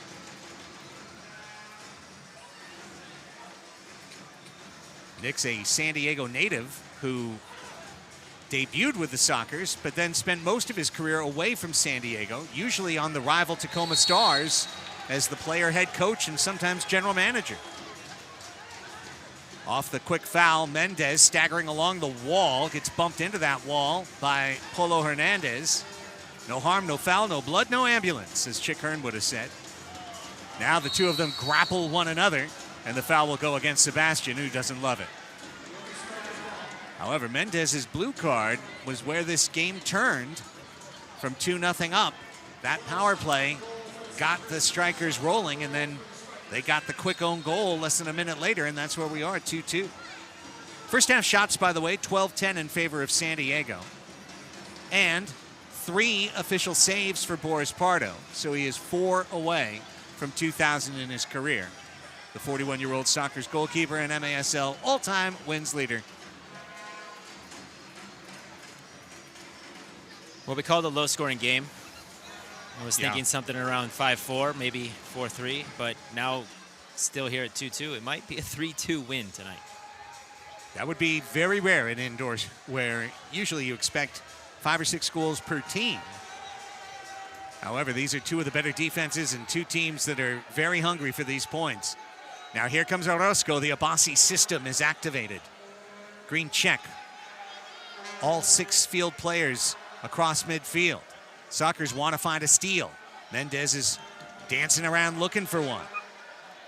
Somo activated to Alami. Off the wall to Fabian. He scores! Wallaskora, Alami to Fabian. And Empire has their first lead of the night. 3 straight for the Strykers in a 3-2 lead.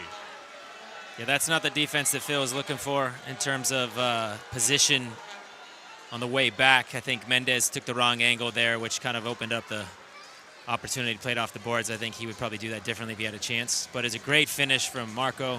First time hit, left foot volley, bottom corner. Nothing Boris could do about it. Alami, early marks for player of the match, accounting for all 3 of the goals in this run. 2 assists and kind of an assist on the third as well off the leg of Cardenas and in. He's credited for that goal. So as the momentum we were talking about earlier, we're going to see what happens, how the Sockers respond here. Right now, you have the Empire starting to feel themselves a bit here. They're going to put it all on the line. There's Pacheco. He had a good look inside, but the ball was up in the air for him, and it corkscrewed over the wall and out of play. 3rd goal of the season for Fabian, who had 60 goals in his first 2 seasons of indoor play. Yeah, he came onto the scene. Most outdoor players don't have as much success as he did his first year. He looked like an MVP. Well, if you had a NBA-style Kirk Goldenberry shot chart for Marco Fabian, I think you'd find of those 63 career goals, about, I don't know, 55 of them coming from about exactly where you just saw that shot. Yeah. The NBA exchange of like an 18-foot jumper. Charlie, here's Oliveira playing the carom. Pardo read the geometry, and he's going to try and spring a counterattack the other way. Players have to be careful as they change. Morgan draws a foul that'll eliminate that danger. Starting to get a little chippy here. Charlie Gonzalez just took a elbow or wrist to the face. He's talking to the ref saying, you got to call that. It was clear. I could see it from up here. I don't know how it wasn't called on the floor, but this is what the fans came for. It's going to be an interesting next few minutes, because if the Sockers get the next goal, it's going to be a battle, and if the Empire get the next goal, it's going to be interesting to see how they try to possess the ball. Leo coming forward, trying to spin it through Ali Somo, who does well to stay with him. Ruggles is there to maintain possession. Drew with 99 MASL goals in his 12-year career. The dreadlocked defender, one from the century mark.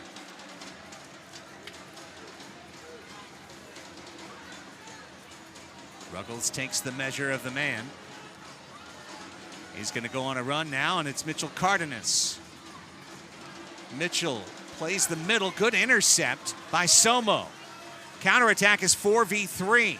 Leo does well to hold up the attacker, and that allowed San Diego to get back. Now it's Alami. Here he comes to the middle to Somo. Somo couldn't get the shot away.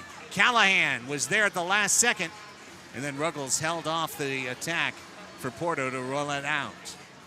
Next ball out of play or goal or card will be the media timeout for the third quarter. 3-2 Empire. It's Ruggles forward to Pereira. Nick had his goal taken off the board.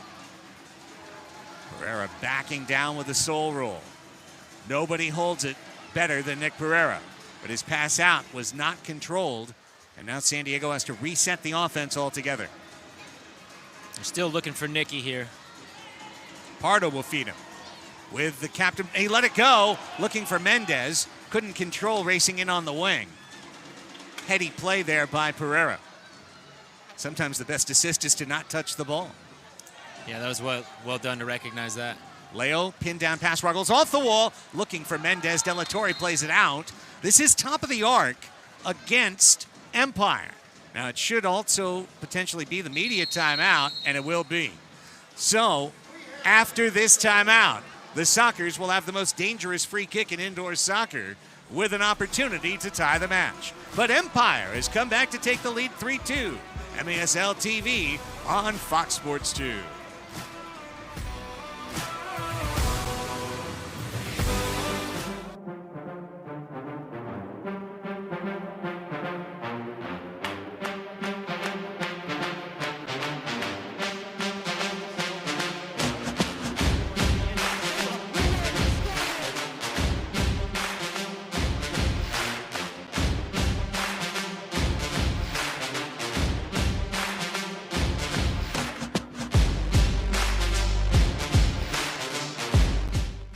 From the Pacific to the desert, our members work hard, dream big, and always fight for what's important. For over 70 years, Frontwave Credit Union has been serving those who serve and helping our members take their financial plans to the next level. Because our value and values run deep, and we'll always fight for you with 100% commitment and no excuses. Open an account with Frontwave Credit Union today, and you could get a $350 bonus when you switch.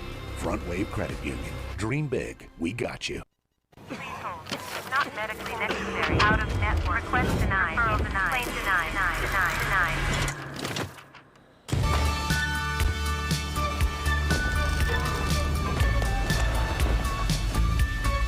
What if insurance, doctors, pharmacies came together and worked as one team? If you can't get what you want, come with me. That would be a better idea for healthcare.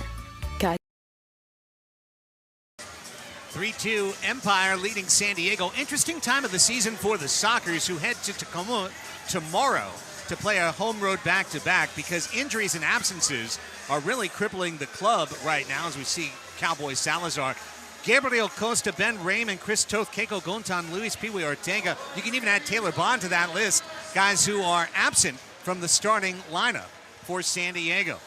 And half the bench is injured as well. But right now, top of the arc free kick. Sockers trying to even this match up. The captain, Craig Childs, defers to Morales, who will tip it to the wing. Charlie down low, squirts past Orozco, but he's able to dive as the ball spun perpendicular instead of, or pardon me, parallel instead of perpendicular to the line. So no goal on the top of the arc chance.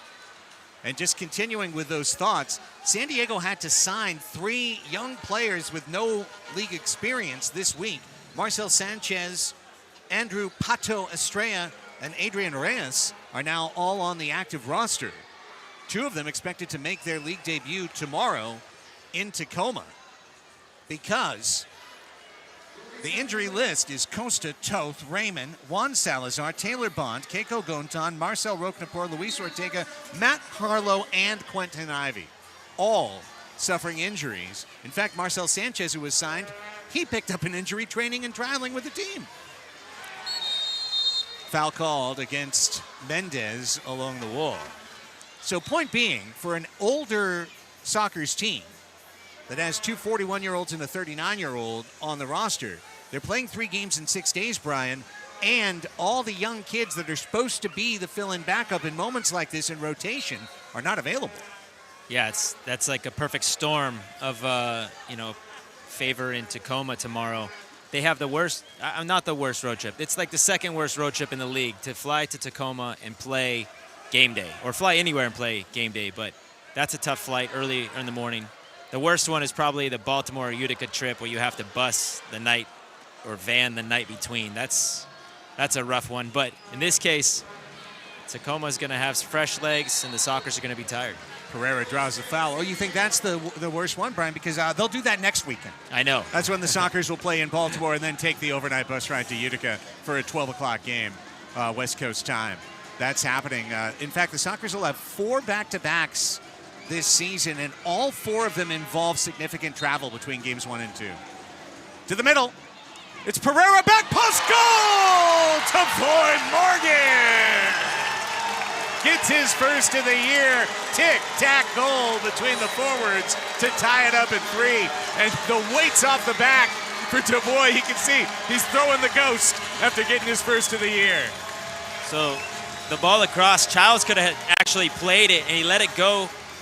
He let it go to Nick. Nick played back post, Tavoy tap in, but that's exactly what the San Diego Sockers need right now, is Tavoy to get the monkey off his back, to start to feel a little bit more confident in front of goal. Sometimes it just takes a goal like that to turn everything around. Now let's see what Tavoy can do for the rest of the game, because everybody's excited for him right now on the bench.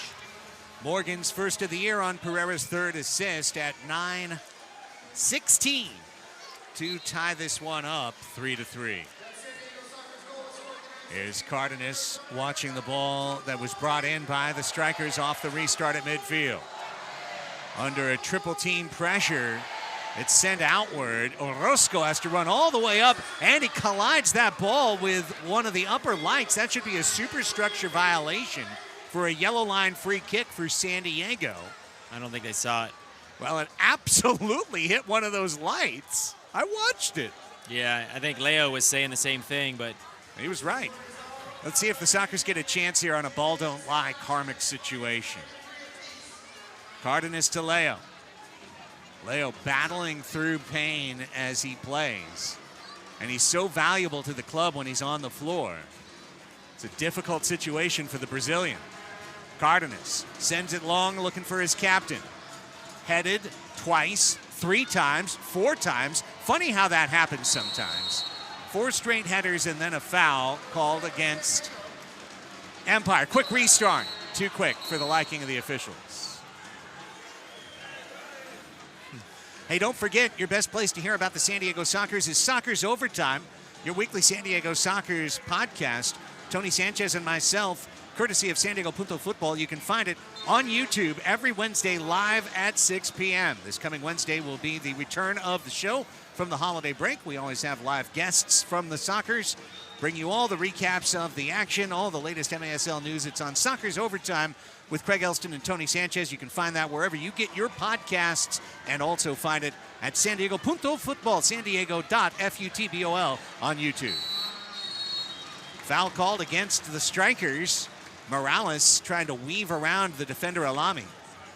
And he sets up a free kick from the Frontwave Credit Union logo on offensive midfield. 4.5 minutes to go, 3rd quarter, 3-3 tie. Burst by Cerda.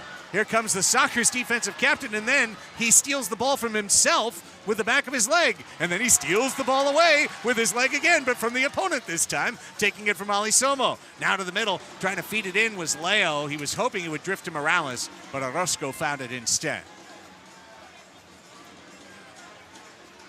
The frantic action that is the hallmark of the great sport of indoor soccer. Polo Hernandez, here comes Orozco up again. He will send it deep. Ruggles hanging on with Ramallo. Lucas Ramallo banging it through the corner. It's loose to Alami. Alami tried to kick it through the legs of Ruggles. It's spit back into the corner. And Leo comes up with it, taken away by Chavez. The battle is happening within a 4-foot range of action. And at last it'll come loose to the King of Queens, Boris Pardo. Queens, New York. That's where he made his home growing up. Seton Hall University, where he played to great effect. De La Torre. More wrestling, this time a foul that clipped Charlie Gonzalez. He's down on the floor. It was a common foul called. Restart coming for San Diego, but Charlie got the worst of it. You can see that back post tap in for Tavoy from Nicky is already got him a little bit more energy in this game. He wants the ball. This is like the Tavoy that the Sockers have been looking for since the beginning of the season. So I hope he does something here in the next 17 minutes, 18 minutes. Ruggles off the wall, hoping to hunt Morgan there. Stinson will corral it off the southern wall. Beautiful little sidewall pass, and then he gets it back from De La Torre as the Strykers progress up the floor. Lifted back to De La Torre. Two-man game all up that northern wall. Ruggles finally diffuses it all, and Charlie's got his heads up looking for options. The pass to Morgan forces the Sockers to play it back. Under 3 minutes to go in the third quarter. Each team is marked once in this frame.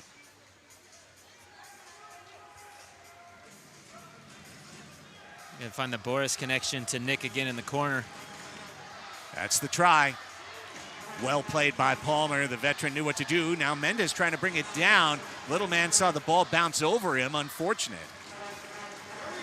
It's back to Charlie. 2.5 to play. Trying to pin it down to Pereiro. He said, thanks for thinking. But it was back out to Mendez now. Sebastian, stutter step to the middle. Pereira going away from goal. Through Felipe Gonzalez to Mitchell Cardenas. Now he'll take a run. The defender to the middle as Charlie surveys. Backs up with soul rolls. Backing up, backing up. Look at the athleticism to be able to control the ball. Eyes up while you're controlling the ball with the bottom of your foot. Bouncing backwards. Pereira can do it too. Making sure his elbows stay inside. There's Pereira in the corner. Nick now in full spread out mode. Over to Cardenas. There's under 2 minutes to play in the third quarter. Nick and Charlie are starting to get on the same page together. You can see it. Here's the lift, looking for either he or Luis. He shoots, kick save, rebound, Pereira down. Called for the foul as he got his leg into Palmer with 1:38 to go in the quarter. Yeah, you can see that Charlie's trying to find, it looked like he's trying to find Morales there at the back post, but yikes. He's been looking for Nick when he's got his foot on the ball. He's looking for Nick off the ball. Look at this. Orozco with a head of steam, lifting, looking for back post. Fabian saw it go past him. Now brought back down, bouncing. Fabian settling, bouncing ball into the middle, blocked away by San Diego. Felipe Gonzalez and Leonardo de Oliveira. Leo, 1v4, is held off by Ciro Oliveira, his countryman from Brazil. Gets it back, gets an elbow up high. No whistle, no foul, no card, no nothing. Not even a Christmas card from Ryan Sigic. He said, Leo, I lost your address, buddy. Here it comes the other way. And it is fired out of play. That ball was touched by Orozco ahead of his yellow line, which means it's no defensive clearance. And just a return free kick. Pacheco crosses the field to Cesar Cerda. Looking for his first point of the season. He is a defender known for not only scoring, but scoring some clutch goals. Leo just fires it in, pawed down by Orozco. I don't think Leo was not shooting that. He was trying to find Childs, I think, at the back post. But the only really pass he had was to keep it head high. Craig's been known to kind of sneak around the back post and deflect some of those in, but did not work out. Isaac Somo. He started the year with the Strykers, and then they signed his brother Ali earlier into the season. That's Ali Somo on the ball right now. To his left foot and cannot put it on net. That one will be recovered from the outside of the high netting and returned to Boris Pardo by team manager Alex Monar, who does everything behind the scenes for this club. Along with athletic trainer Paul Savage, these two are probably the hidden heroes of the Sockers franchise, Brian. Agreed.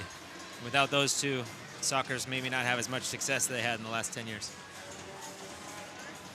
Assistant coaches Rene Ortiz, Chiqui Luna looking on from the bench, supporting Phil Salvaggio, who is 189, 42, and 6 in his MASL coaching career. 4 seconds in the quarter. A foul. It's going to lead to this long kick that was whistled down, but with only 2 seconds left, it's fair to say that our end three-quarters score is already on your screen and on the scoreboard. It would take the level of Sockers magic that goes beyond Sockers magic to some form of wizardry. And no. The third quarter comes to an end. Empire took their first lead of the night as Marco Fabian netted a Wallace-Scora from Munir Alami. But Tavoy Morgan's back post tap-in equalized things. 45 done, 15 to go. A 3-3 tie. The Sockers and Strykers back with more next on MASL TV.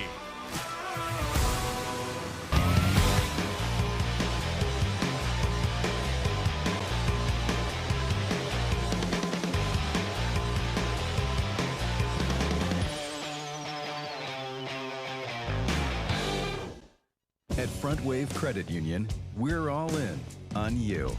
You're not just a number, you're a member. And we're putting $350 behind what we believe in. Get started today. Dream big. We got you. Not medically necessary. Out of network. Request denied. Referral denied. Claim denied. Denied.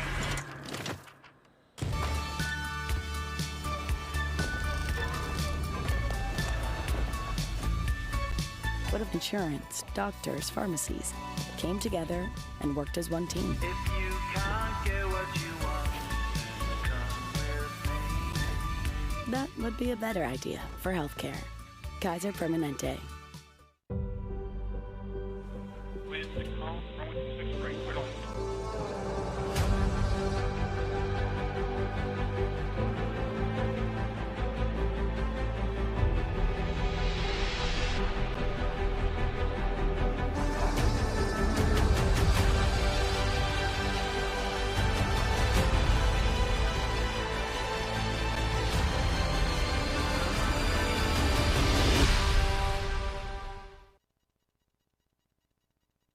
Parents, if we're on screens too much, what about you? So let's ditch them and go outside on safari to hang with the coolest, kookiest, tallest animals ever.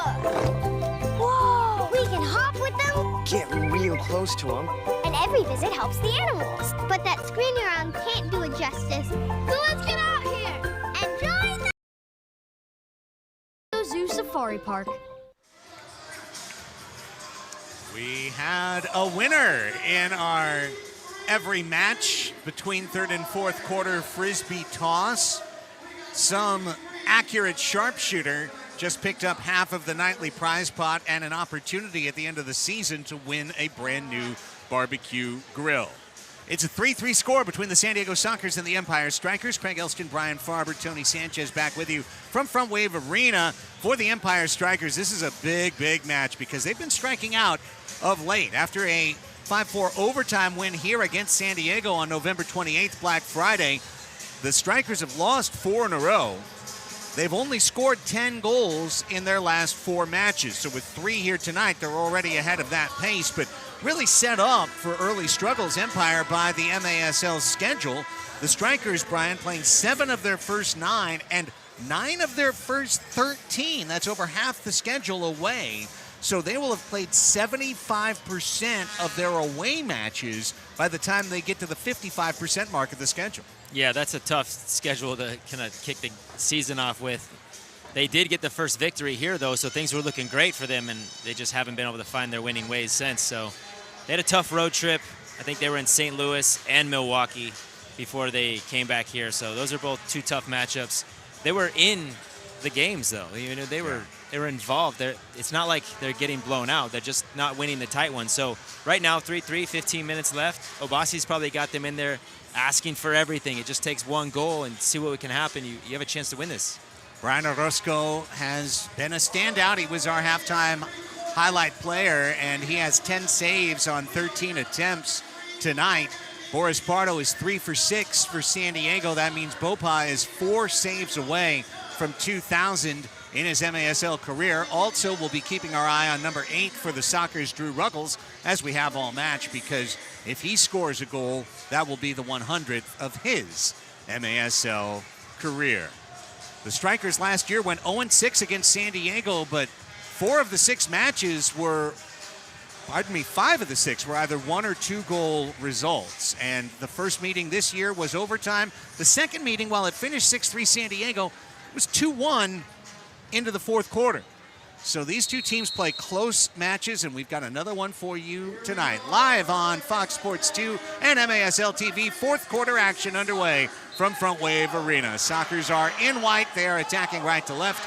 The Strykers are in black and going left to right. Big crowd tonight of about 4,000 here at Frontwave Arena in its second year of existence in North County, Oceanside, California. First time that North County, San Diego has ever had a professional sporting and concert arena, sport and entertainment venue like this. Here's Morales trying to get the steal. And in doing so, with a little tug on the jersey of his opponent, he's been whistled for a foul. Ryan Sigic and Servando Berna, two of the most accomplished officials in the league, are the men in red, blowing the whistle and pulling the cards tonight. Anthony Powell got the power play goal that got Empire going in this match after not only surrendering the first two, but it could have been the first three. Right now, still a gigantic play in this match was the MASL video review that took Nick Pereira's goal away. Nick still thinks he didn't touch the ball. Here's Oliveira. Ciro Oliveira gets his own self-pass, and then as Ruggles just kind of two-hand shoves him away, idly standing by was Berna to whistle no foul. I think that was definitely a foul, Brian. There's a little battle going on between the two of them in there. Maybe I think there was one push coming Drew's way before he gave the push back. But he's got to be careful just because you can't take any risks with the current scoreline. Ruggles had a penalty that was reversed on a Phil Salvaggio call and a video review in the first quarter. He is the all-time penalty minutes leader in the MASL with 181. I don't know exactly what the debate is about the foul that just happened on Serta, but it was about a 99.9% clarity from my side. I'll go 100% clear that that was a foul against Empire, and I don't know what they're discussing down there. Maybe they were just going to let it play out. Serta got a pretty bad hit right there. Well, now. Oh, no card pulled. Nothing yet. No blue. Checking the man on the floor, but this call is against San Diego, and let's take a look at what got them so mad. I mean, he's just impeding. It doesn't look like there's any contact. There was no contact with the hands. Yeah, Romaldo was backpedaling through all of that. I think, if anything, Charlie's mad about the selling of the foul, making it look like worse than it was, but I didn't watch it in live, and that was a tough angle. So, fourth and deciding quarter here. Alami off the wall, gets to the back post, cleared by a flying Felipe Gonzalez. Mendez is ahead of his teammates, gets a return pass, counter is on. Sebastian Mendez off a hat trick last week. Now it's over to Cardenas. She shoots and completely misses everything, up and out of play. I said last week, that was Tuesday. Now the new year comes by and you feel like reset, new week. No, new year, same week. Yeah, just a few days ago. Feels like it was just the other day, but it was a whole year ago. Well, both statements can be true, I guess. Next goal, not necessarily deciding, but boy, it's going to be important to set this match's timber for the rest of the way. Callahan fired it into the outlet alleyway there, just missing some diehard Sockers fans. 2 minutes done, fourth quarter. If the match remains tied at the end of the fourth quarter, we play a 10-minute golden goal overtime. And in a 3-2-1 points scoring system, each team gets a standing point, and a third point is played for the winner. If after 10 minutes of golden goal, there's no golden goal, they have a 3-round shootout to decide. We already saw a shootout this year between St. Louis and Kansas City, and we almost saw another. Somo off the wall, looking for the head of Powell. Bebe tried to scoop it behind him, and Powell was there to recover. He cuts to the top. Alami making Hernandez partially blocked into the waiting Pardo. That's a save, and that's 3 away from 2,000 for Boris.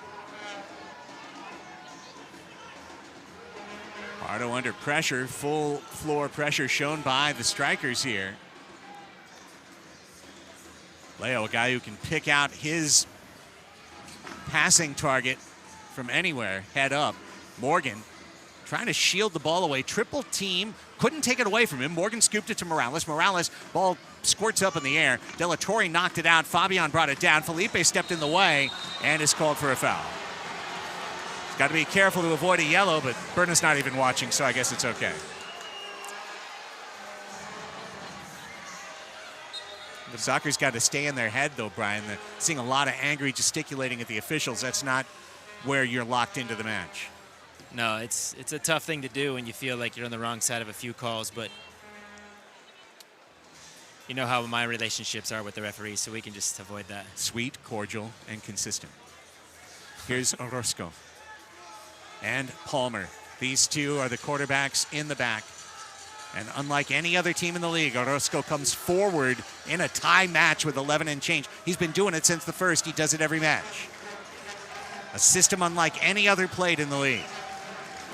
Soccer's are locking in on the zone side. You can see right now they're trying to point out everybody to do their job. I'm sure that Phil had them very clear what he's looking for when this happens. Stinson. Palmer. Under 11 to play now. Alami with Bebe stepping right with him. When Orozco drops, you can see that the Sockers are still in zone right now, but they should be working their way back toward man. That's better. Alami guarded by Gonzalez. Out to Palmer, front and center. Now Stinson holds the possession that's the trademark of the Anua Obasi Strykers attack. Palmer. Obasi jumping up and down, rotating his fingers, saying spin, rotate, move. To the middle.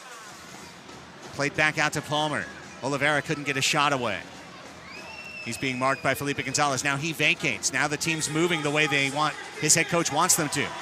Uh-oh. 6 on the field again. Oh my goodness. Mental error on Empire. And Obasi covers his head with his shirt in frustration as the Strykers give away a power play in a tie match in the fourth. Oopsie daisy.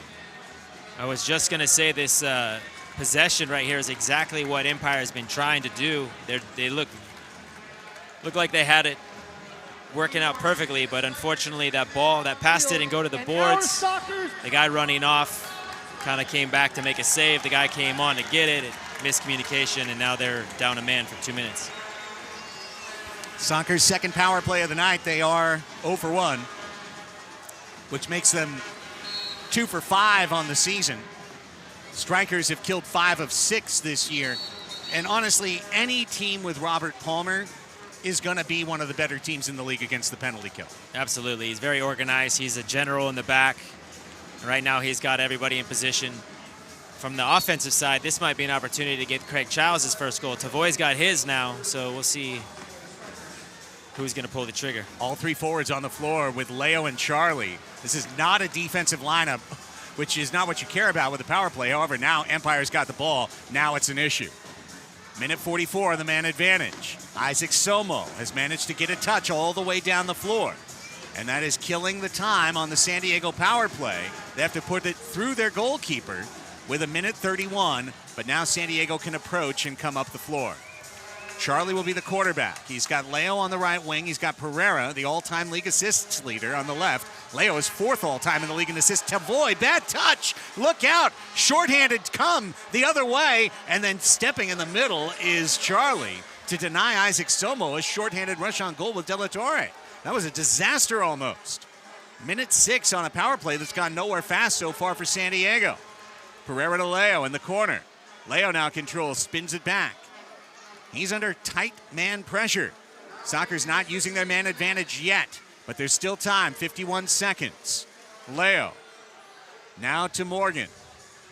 Not using Mendez on this power play as they did in the last match and in their first try. Charlie to Leo. Leo holding, Leo crossing. Weak side, Pereira, middle, Childs kept it moving. 33 seconds on the power play, 3-3 tie in the fourth quarter. Leo. Now the right wing corner.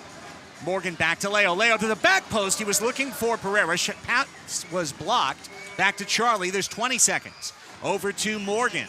Morgan trying to one-touch pass it to Childs. Now Charlie down on his seat. Some crazy acrobatics, but he lost the ball. Now De La Torre pushes past Morgan. This is going to all but kill the penalty. As with 6 seconds left, Sockers only have one more rush up the floor. They're not going to score on the power play, but they've still got their power play men on the floor. Morgan steps into it. Save Orozco. Rebound, kick down as Alami comes out of the box. And Childs shoots and scores! The Sockers have taken the lead in front of a jubilant crowd in Oceanside. And who gave it to him? Craig Childs did. The captain gets his first of the year and breaks out the smile. Monkeys off the back, leads on the board. Yeah, Nick fought for that ball off the glass, turned around, kind of bobbled around. If it's going to fall, I think Nick decided, hey, I'm going to leave that one a little bit to Craig, who I think he squeezed it underneath Berto, took a bounce with some spin, snuck in. Listen, if the ball is going to drop to anybody's feet, try to get one touch on it, I want it to be Craig Childs. And there's the first goal of the year for my friend. And Pereira's second assist in a row, and the Sockers have the lead. And there's a reason why I said it the way I said it, Fox Sports 2 audience and MASL TV audience, that they weren't going to score on the power play, but they still had the advantage coming up the floor. It's one thing to get a guy out of the box. It's another for them to be in position. And San Diego kept up the pressure and scored on the power play plus. Now can they get another? It's Serta working with Pacheco. Gets back on his feet. Tried to tiptoe it into the middle. It was blocked by Hernandez of Empire. Re-attained by Serta. Stepping in Fabian, who says mucho gusto and hasta luego as he heads up the wall. And a foul is called. Now we're getting some action. This is really flying. 7:24, still waiting on that media timeout. Didn't happen on the goal because it happened right at 8 minutes exactly. So next whistle that's a dead ball, card or foul, or goal will be the timeout. 4-3 San Diego. This is where they led Empire in the home opener. Conceded an equalizer with under 5 minutes to play and lost in overtime. So don't think this one is even close to over as Orozco comes up for an impromptu 6v5. Alami looking for the crashing Powell. Powell tipped away by Serta's hard work as he came in with now under 7 minutes to play in regulation. Sockers looking for a third straight win. Foul called from across the floor by Sigic on Serta. We'll set up a free kick for Empire. Fabian lost it. Mendez coming forward with Charlie. 2v2. He spun to keep the ball right in front of the penalty boxes, and that allowed a man to get in front of him, and then Mendez brought him down and obviously fouled him. How many fouls is that on Mendez right now? That's a good question. I'll look it up. That might actually be 2 minutes for foul. I think that's what they're talking about right now.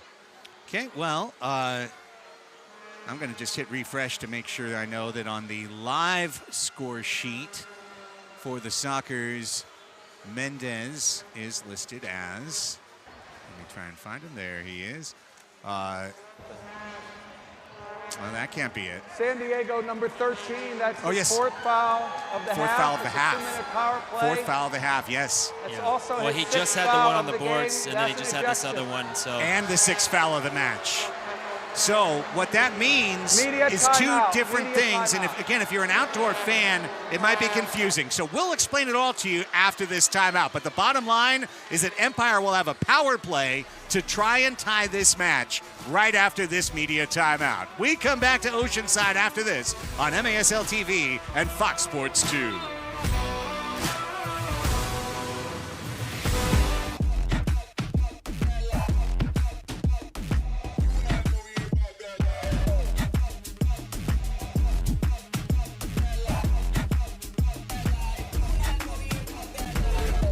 San Diego is challenging.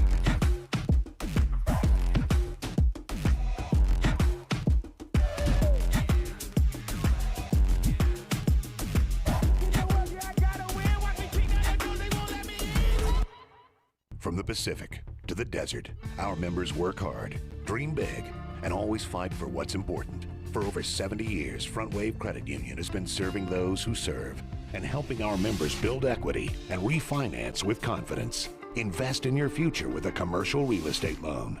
From residential investment properties to industrial real estate, we've got you covered with 100% commitment and no excuses. Frontwave Credit Union. Dream big. We got you. Parents, if we're on screens too much, what about you? So let's ditch them and go outside on safari to hang with the coolest, kookiest, tallest animals ever. Whoa! We can hop with them, Get real close to them. and every visit helps the animals. But that screen you're on can't do it justice. So let's get out here and join the herd at the San Diego Zoo Safari. The Sockers challenged the foul against number 13, Sebastian Mendez, and MASL video review did not bear fruit for head coach Phil Salvaggio. Sebastian Mendez has taken his 4th foul of the half and 6th of the match. 4 fouls and a half puts your team a man down on a power play, which is what Empire has. 6 fouls in a game is a red card ejection that will not cost Mendez his opportunity to play tomorrow in Tacoma, unlike outdoor where a red card automatically suspends you for the next match. But it is the equivalent of 6 fouls in the NBA fouling out. So Mendez has fouled out, Brian, and not only are the Sockers now down a man, up a goal, but one of their very best at the end of the game, young, fit legs to carry this game to the finish line, he's out. Yeah, it's really unfortunate. He's actually at the top of the diamond or the top of the box, depending on our setup defensively. He would be on the field right now to try to close this one out, but they have Pacheco in. He's very capable of filling in, but it depends how much these guys have spent minutes practicing this. I doubt Pacheco has been spending a whole lot of time with the power play kill, knowing that Mendez is the guy. Empire is 1 for 1 on the power play tonight. And once again, Robert Palmer is replacing the goalkeeper Orozco as a 6th attacker. This is a super power play, 6v4, empty net to our left. The goal that Empire attacks is to our right. And they have 2 minutes to try and find an equalizer. Pacheco, Cerda, Cardenas, and Ruggles, 4 defenders out there for San Diego. Ali Somo, Stinson, Robert Palmer, Anthony Powell, Marco Fabian, and Monir Alami, the 6 on the floor for Empire. Stinson to Ali Somo. The lanky left footer across to Palmer. 30 seconds of the power play done. Fabian in the corner just plays it right back out. Offensive midfield is where Empire is now. 6 minutes on the game clock. 4-3 San Diego.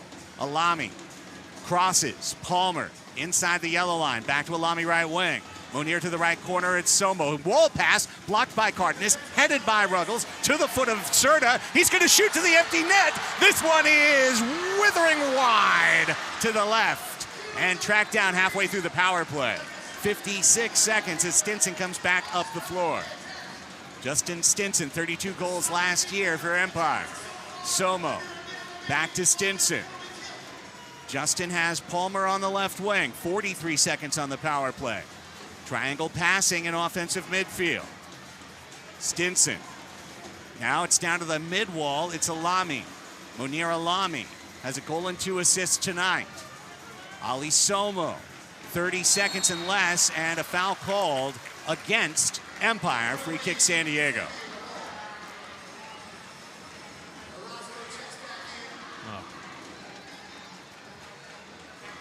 It is back to Empire, and there's under 5 minutes to play in the match. 16 seconds on the power play. 4-3 Sockers lead on Fox Sports 2 Live and MASL TV. Orozco is back in for Palmer. It is Orozco now. 5 seconds on the power play. Stinson waiting and watching. Fabian's been calling for the ball, doesn't get it. Power play's over. Leo is out of the box. Somo wall pass looking for Anthony Powell. Just knocked away. Cardenas and Ruggles on defense. Soccer's not out of hot water yet. Ball hopping around in their defensive corner. Leo trying to kick it out. It's back to Stinson. They'll continue the attack despite being 5v5. It's Fabian now. Marco Fabian wanted it for a while. Passes it, tried to give it back. Did Powell, and it was read well by Ruggles. And Drew on 99 MASL goals saw it over his toe. And he will head to the bench. That was well done on the power play kill, though, from the Soccer standpoint. Try to cycle off the tired legs. Drew just got out. Felipe back on. It's important for this rotation to play well because those were all your top defenders working for 2.5 minutes, long shifts. Felipe's one of those guys on fresh now, off the wall. Cardenas has it left. That shot is high and wide. Great chance to try and tie it up for Empire racing in. Now it's Alami. Alami coming in on the wall. With 3 men around him, he still dribbles one in. 2 baby bouncies, but that is a save for Boris Pardo. So that should make him 2 away from 2,000 as he whistles for timeout. And what a smart timeout by Phil Salvaggio, Boris Pardo, and this club, Brian, given how much effort they just had to expend the last 3-4 minutes. Well, it was a smart timeout because you had Leo, you had Mitchell still stuck on the field. It just made sense. Get the group together. We have 3.5 minutes to try to close it out. Be smart with the ball. Let's take a look at what's upcoming for the San Diego Sockers. And by the way, on the official score sheet, it's 6 of 9. So Boris Pardo is now 1 save away. Here's what's coming up. First off, alarm clock's going off at 2:33 o'clock this morning. Bus leaves at 4 for the airport to go to Tacoma for a 6 a.m. flight up to the SeaTac International Airport.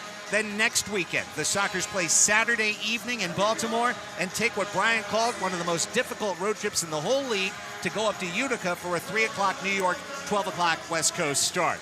The following Saturday sees the Sockers in Milwaukee taking on the Mighty Wave. And then the following week, they'll play a Thursday at Toyota Arena against these Empire Strykers, fly across the country the next day, and take on Baltimore the day after in an afternoon match. I have never, in 17 years of covering the Sockers, seen this kind of road trip that combines length with ridiculous travel between games. Unreal. Yeah, that's a tough schedule for any team. So hopefully they can come out with a couple of W's on the road. Tomorrow is going to be a crazy one in Tacoma. Tired legs after tonight. Get up first thing in the morning, like you said, and try to get to Seattle. I mean, you should never travel the day of game and face a team that's lying in wait. And that's exactly what's happening for Tacoma. They'll play their first match of the week when the Sockers play their third. Or pardon me, their second. I mean, they were down here on Tuesday. Again, that was last year, and I'm just not going to, my brain is not going to unlock that until tomorrow, I guess. 3 minutes, 20 seconds for a Sockers' third straight win. Empire needs a goal to tie it up. They were in this spot on November 28th and found that equalizer and then went on to win in overtime. So don't count your chickens anywhere in the MASL right now. No, definitely not. This team can score goals. They got Stinson can score goals. Marco can score goals. There's Alami can score goals. Powell can score goals. They got a bunch of young guys. And their leading points is Berto, so we know he can score. Here's Morales. Just missed what could have been a dagger. Charlie brings it down. Sockers' leading scorer, 5th in the league overall. Serta. Morales! Point-blank save. Orozco scoops it up and keeps Empire in the match. 2:35 running clock. Frontwave Arena in Oceanside, the scene. Sockers leading 4-3. Does Empire have a late stunner? It's Isaac Somo coming forward. Stepping in the middle is Charlie. Charlie Gonzalez took it away, rags some time, draws a foul along the wall. Seems like a small thing, but it forces Empire completely out of what they want to do. And now it's San Diego on the ball. It's great to see Charlie working back like that. I mean, it's a tight game. Obviously, you want to see that, but he's the offensive star right now, and he's working both ways. That's an MVP type of performance when you're going both directions, and you can be dynamic going forward as an offender and be supportive on the defensive side. It's a good thing to have in the Sockers. Leo got the pass back from Serta, and we're under 2 minutes to go. 58 complete here in Oceanside. Pacheco and the Sockers playing keep away from a hungry Strykers team in danger of losing their 5th in a row. San Diego's won 2 straight and looking to go over 500 for the first time this year, and in doing so move up to a tie for 3rd place in the league table. 90 seconds. Ball still with San Diego, but this ambitious pass by Charlie picked off. And now it's desperation time as Orozco must come forward with 80 seconds to play. Here come the Strykers up the floor. Somo checks out. Ramalho looking to come on. Almost another mistake in front of the bench. And with minute 7, Charlie draws another foul. Challenge. Challenge for 6 men. I don't think there was that time. I think there almost was. The thunderclap is back on. Supporters trying to bring this one across the line. I thought the Sockers were out of challenges, too. It wasn't the Sockers. Oh, it was Obasi. Yeah. Thinking 6 men on San Diego. Well, that changes everything. While we wait, we remind you of a couple of the Sockers shows, brand new for 2026. Staff writer Joseph Reyna and veteran coach Mark Litton explain the game with perspectives from both sides of the glass in Soccer Signal. With in-depth data analysis, comprehensive breakdowns, and exclusive interviews from coaches around the league, don't miss Soccer Signal. That's every other Thursday on MASL TV. But if you disagree with a call, you might just see it on Under Review with Phil Levanco and Ryan Sigich, the man who's about to watch this MASL video review himself. You can catch that show every Friday on YouTube. Well, this is a big review. Reviews have been a big part of this match. Soccer's lost a goal to review. Yeah, I'm not sure if they're looking for 6. They're looking for 6 men or looking for something else. I think. Okay, well, that's where the Sockers thought it was 6 men on. That's where they all thought that. I don't think that the intention of Empire would be to tell on themselves, so to speak. Maybe I didn't see the red flag land, but it was right in front of Empire bench, so I assumed that it was theirs. That's what I was told from downstairs as well, but okay, let's continue. This man has not come on the field for San Diego. Yeah, I mean, that is actually an extra man on the field for Empire, is it not? Doesn't Ramalho come on with no one coming off? I'd have to see the full field to better understand it. It does look like they made an extra sub with nobody coming off. All right, well, we're going to hear from Ryan Sigich right now. After review, the call on the field is confirmed, no foul. San Diego free kick. They had possession of the ball at the stoppage. Interesting. So Obasi's challenge was for a foul. And the Sockers were out of challenges. So they were unable to challenge for 6 men there, which would have been a third on the Strykers. Yeah, that was an interesting one. Again, hard to tell without seeing the full field. But well, we're back. And with the Sockers in possession for the moment, minute 60 is now live at Frontwave Arena. It's the Sockers 4, it's the Strykers 3, and it's timeout called by Empire and head coach Onua Obasi to plot, plan, and scheme this must-score scenario for the visitors from the inland Empire. Great crowd here tonight. What an incredible innovation this has been in terms of bringing a sports and entertainment venue to North County, San Diego, Brian. This crowd of around 4,000 here tonight. The Sockers have mined the incredible North County youth soccer scene to drag all the various clubs into alliances. And then you've got the regular Sockers fans, wherever they live in San Diego County, making the trek up here to the northwest corner of the county to enjoy this wonderful venue and great product. Yeah, this venue is the top of the class, top of the league right now.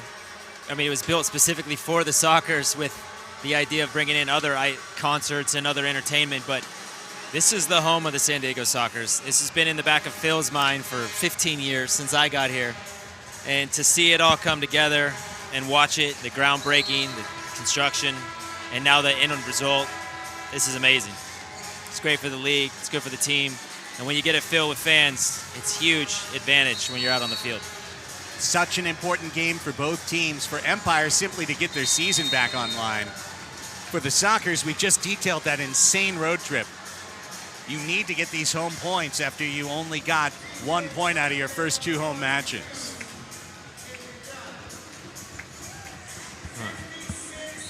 They got all their goal scorers on the field. Marco, Powell, Perez, Alami. And Palmer's Stinson, in as sixth Palmer. attacker. And Leo races in to try and steal that. He got it in the air to Pacheco. Pacheco looking for the dagger. He's got only Palmer in front of him, and Chavez did well to run interference for Empire. And then Leo steps in again, and a foul is called on De Oliveira. 41.1 seconds remain. Crowd on the edge of their seats here at Frontwave Arena. Palmer to Stinson. Cerda, Charlie, Pacheco, Cardenas, Leo trying to see this one out. Alami, Fabian calling for the ball. Anthony Powell alone in front of the net for the moment. 25 seconds. Ball bounces past the intended Alami over to Chavez, who will work it off the wall. There's 20 seconds left to play. Stinson has his head up with 15 seconds left to play right now. It's Chavez. Down into the corner, it's Alami. Stepping into him is Charlie. 10 seconds. Charlie spins it out, heads it toward the net. Once, twice, 3 times a baby. He scores it and puts the Sockers in the win column with 4.8 left. Now, wasn't that a 3-line kick by Charlie? No, I think it landed in the position it needed, but I was looking at Charlie's face to see if it was going to go in line until I could get track on the ball. No goal, no three goal. lines. 3 lines, that's what I thought. Yeah. That was from behind the yellow line. It's not like NHL where you, with icing rules where you can just shoot from anywhere. No, this in fact, because of the 3-line violation, gives Ontario literally the only thing they could possibly ask for to try and change the game script, which is a set piece. And this comes from the top of the yellow line, and it's a true opportunity. And they added a second. Timeout, Fabian. The tension is ratcheting up at Frontwave Arena. Delicious and yet a bit pungent in the way it's coming out right now, Brian. I'm trying to figure out how Charlie got enough on it to get it from the corner over 3 lines with half a step and his left foot on the boards.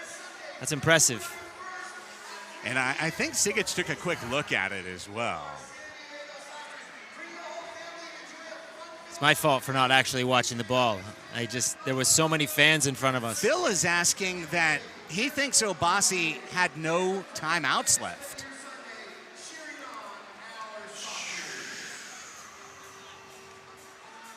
Just came over before I could see for sure that it. You need to see where it lands. Yellow. Yeah, if it lands on the inside of the yellow line, then it's good. Yeah. If it covered. Here we're going to see it a little bit wider out now. And there's, okay, now you're going to know for sure just barely. That's very close. Just barely, but it is what it is, and that is a set piece. Here comes Phil Salvaggio out. I don't think he's going to replace Pardo in net, the former goalkeeper Salvaggio, but he came running all the way out to the floor to offer thoughts to his defenders. Meanwhile, the entire Strykers team is huddled around the bench. Just a unique situation where the rest of the Sockers bench are onlookers. Phil came out to the players as opposed to the players coming to them. Maybe it's pure economy of calories this late in this tight a match. I think they're trying to say that whoever's in the wall cannot move. 2 or 3 people in the wall cannot move. Or they're going 2 in the wall so they can break 1 off and try to cover Stinson in case Marco wants to make a pass. No, they are going 3 in the wall. Oh, what a moment this would be for Empire. Conjured seemingly out of nowhere. A last chance at this game. He's going to pass it to Stinson? Nope. Alami, 4 seconds, 3 seconds. Blocked by Pacheco, 2 seconds, and 1. It's in the corner. The game is over. The horn sounds at Frontwave Arena full time. Another indoor thriller in the Southern California Derby. But the San Diego Sockers hang on for a 4-3 win on Craig Childs' 4th quarter goal, Brian. That's amazing. Kudos to the Sockers. Get their 3 points. Now, there was no save on that last play, so it looks like somewhat anticlimactically Boris Pardo's first save tomorrow will be the 2000th of his career. Nonetheless, for the Sockers, their 3rd win of the season, 3-1-1 on the season, 10 points, and that moves them into a tie for 3rd place in the MASL table. A win tomorrow, if they are able to accomplish it up in Tacoma, would be a tie for second. And now at midfield, here's Tony Sanchez with the captain. All right, we are here at Frontwave Arena with Captain Craig Childs. Craig, take me through that game. What ended up being a game-winning goal for you?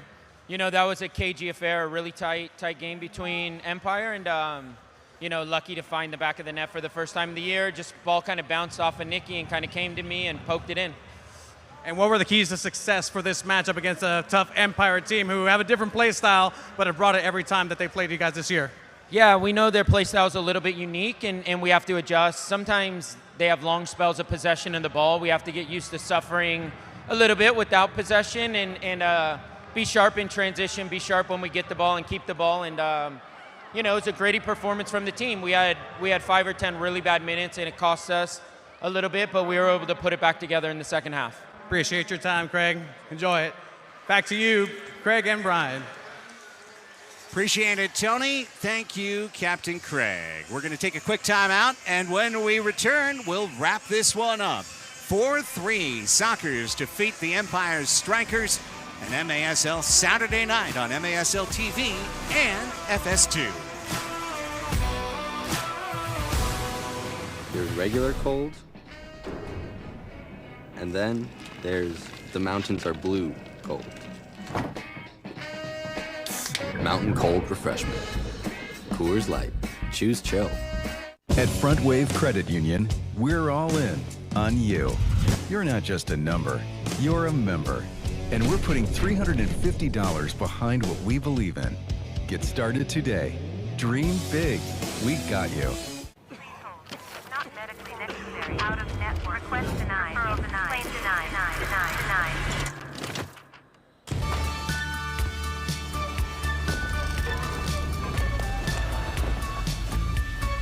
What if insurance, doctors, pharmacies came together and worked as one team? If you can't get what you want, come with me. That would be a better idea for healthcare.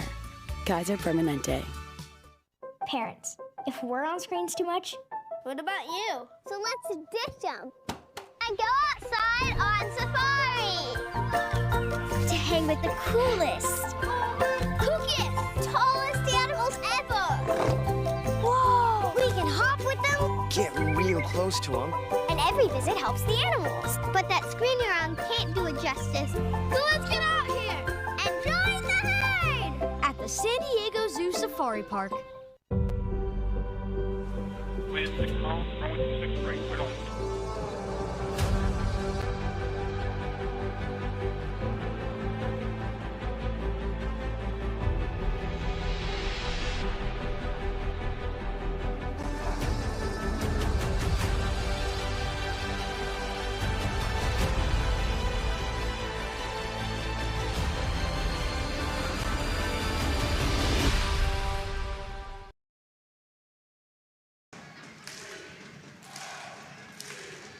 San Diego Sockers saluting their supporters saluting the San Diego Sockers.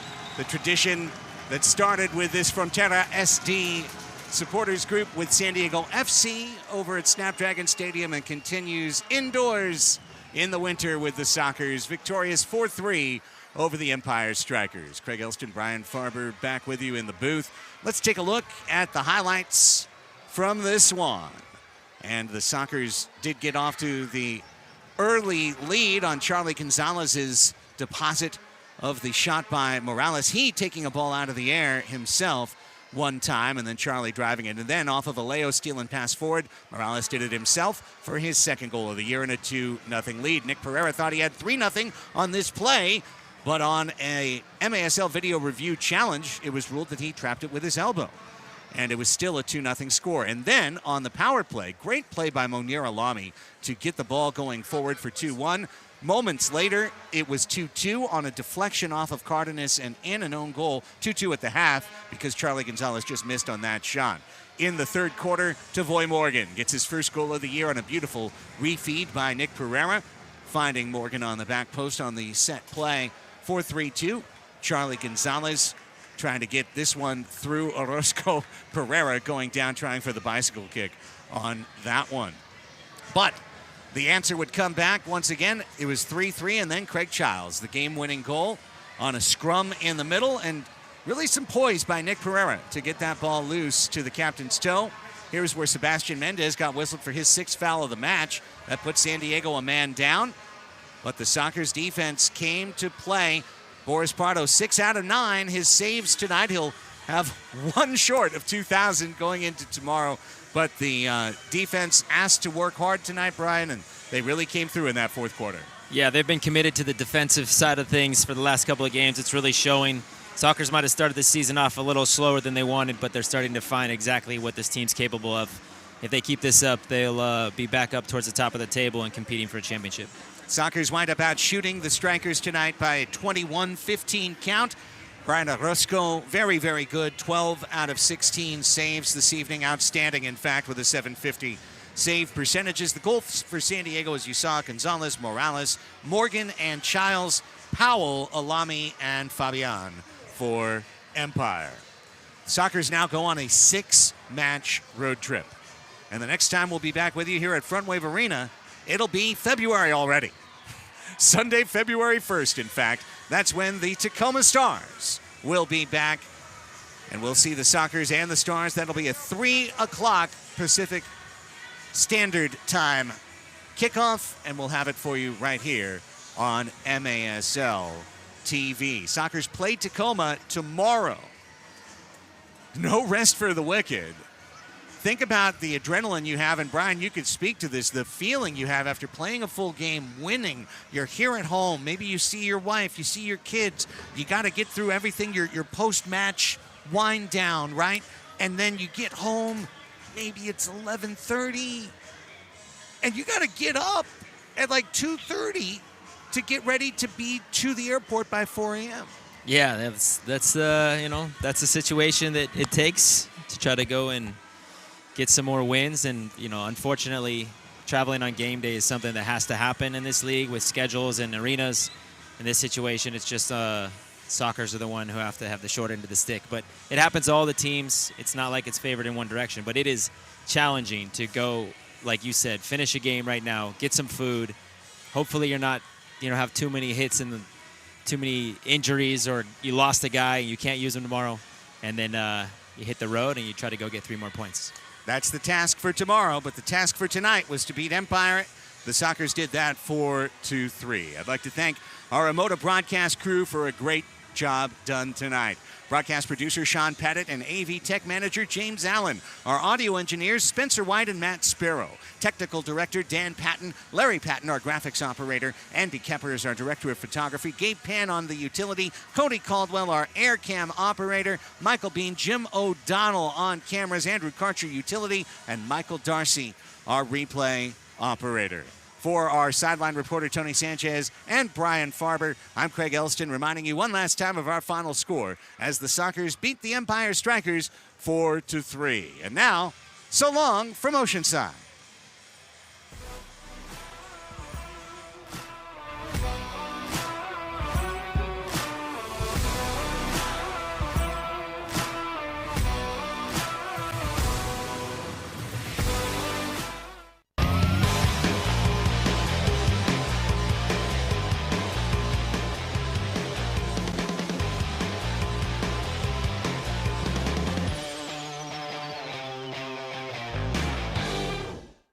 At Frontwave Credit Union, we're all in on you. You're not just a number, you're a member. And we're putting $350 behind what we believe in. Get started today. Dream big. We got you. Is it normal to sweat this much? This is awful. This is a mean sweat. Quit looking at me, Susan. When was the last time I ate something planted? It's not that I don't like vegetables. Doctor, help said stuff. I can't pay for a nutritionist. Why is this always such a whole big thing?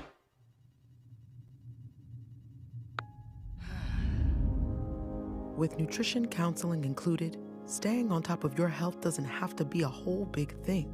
Kaiser Permanente. Healthcare that just works.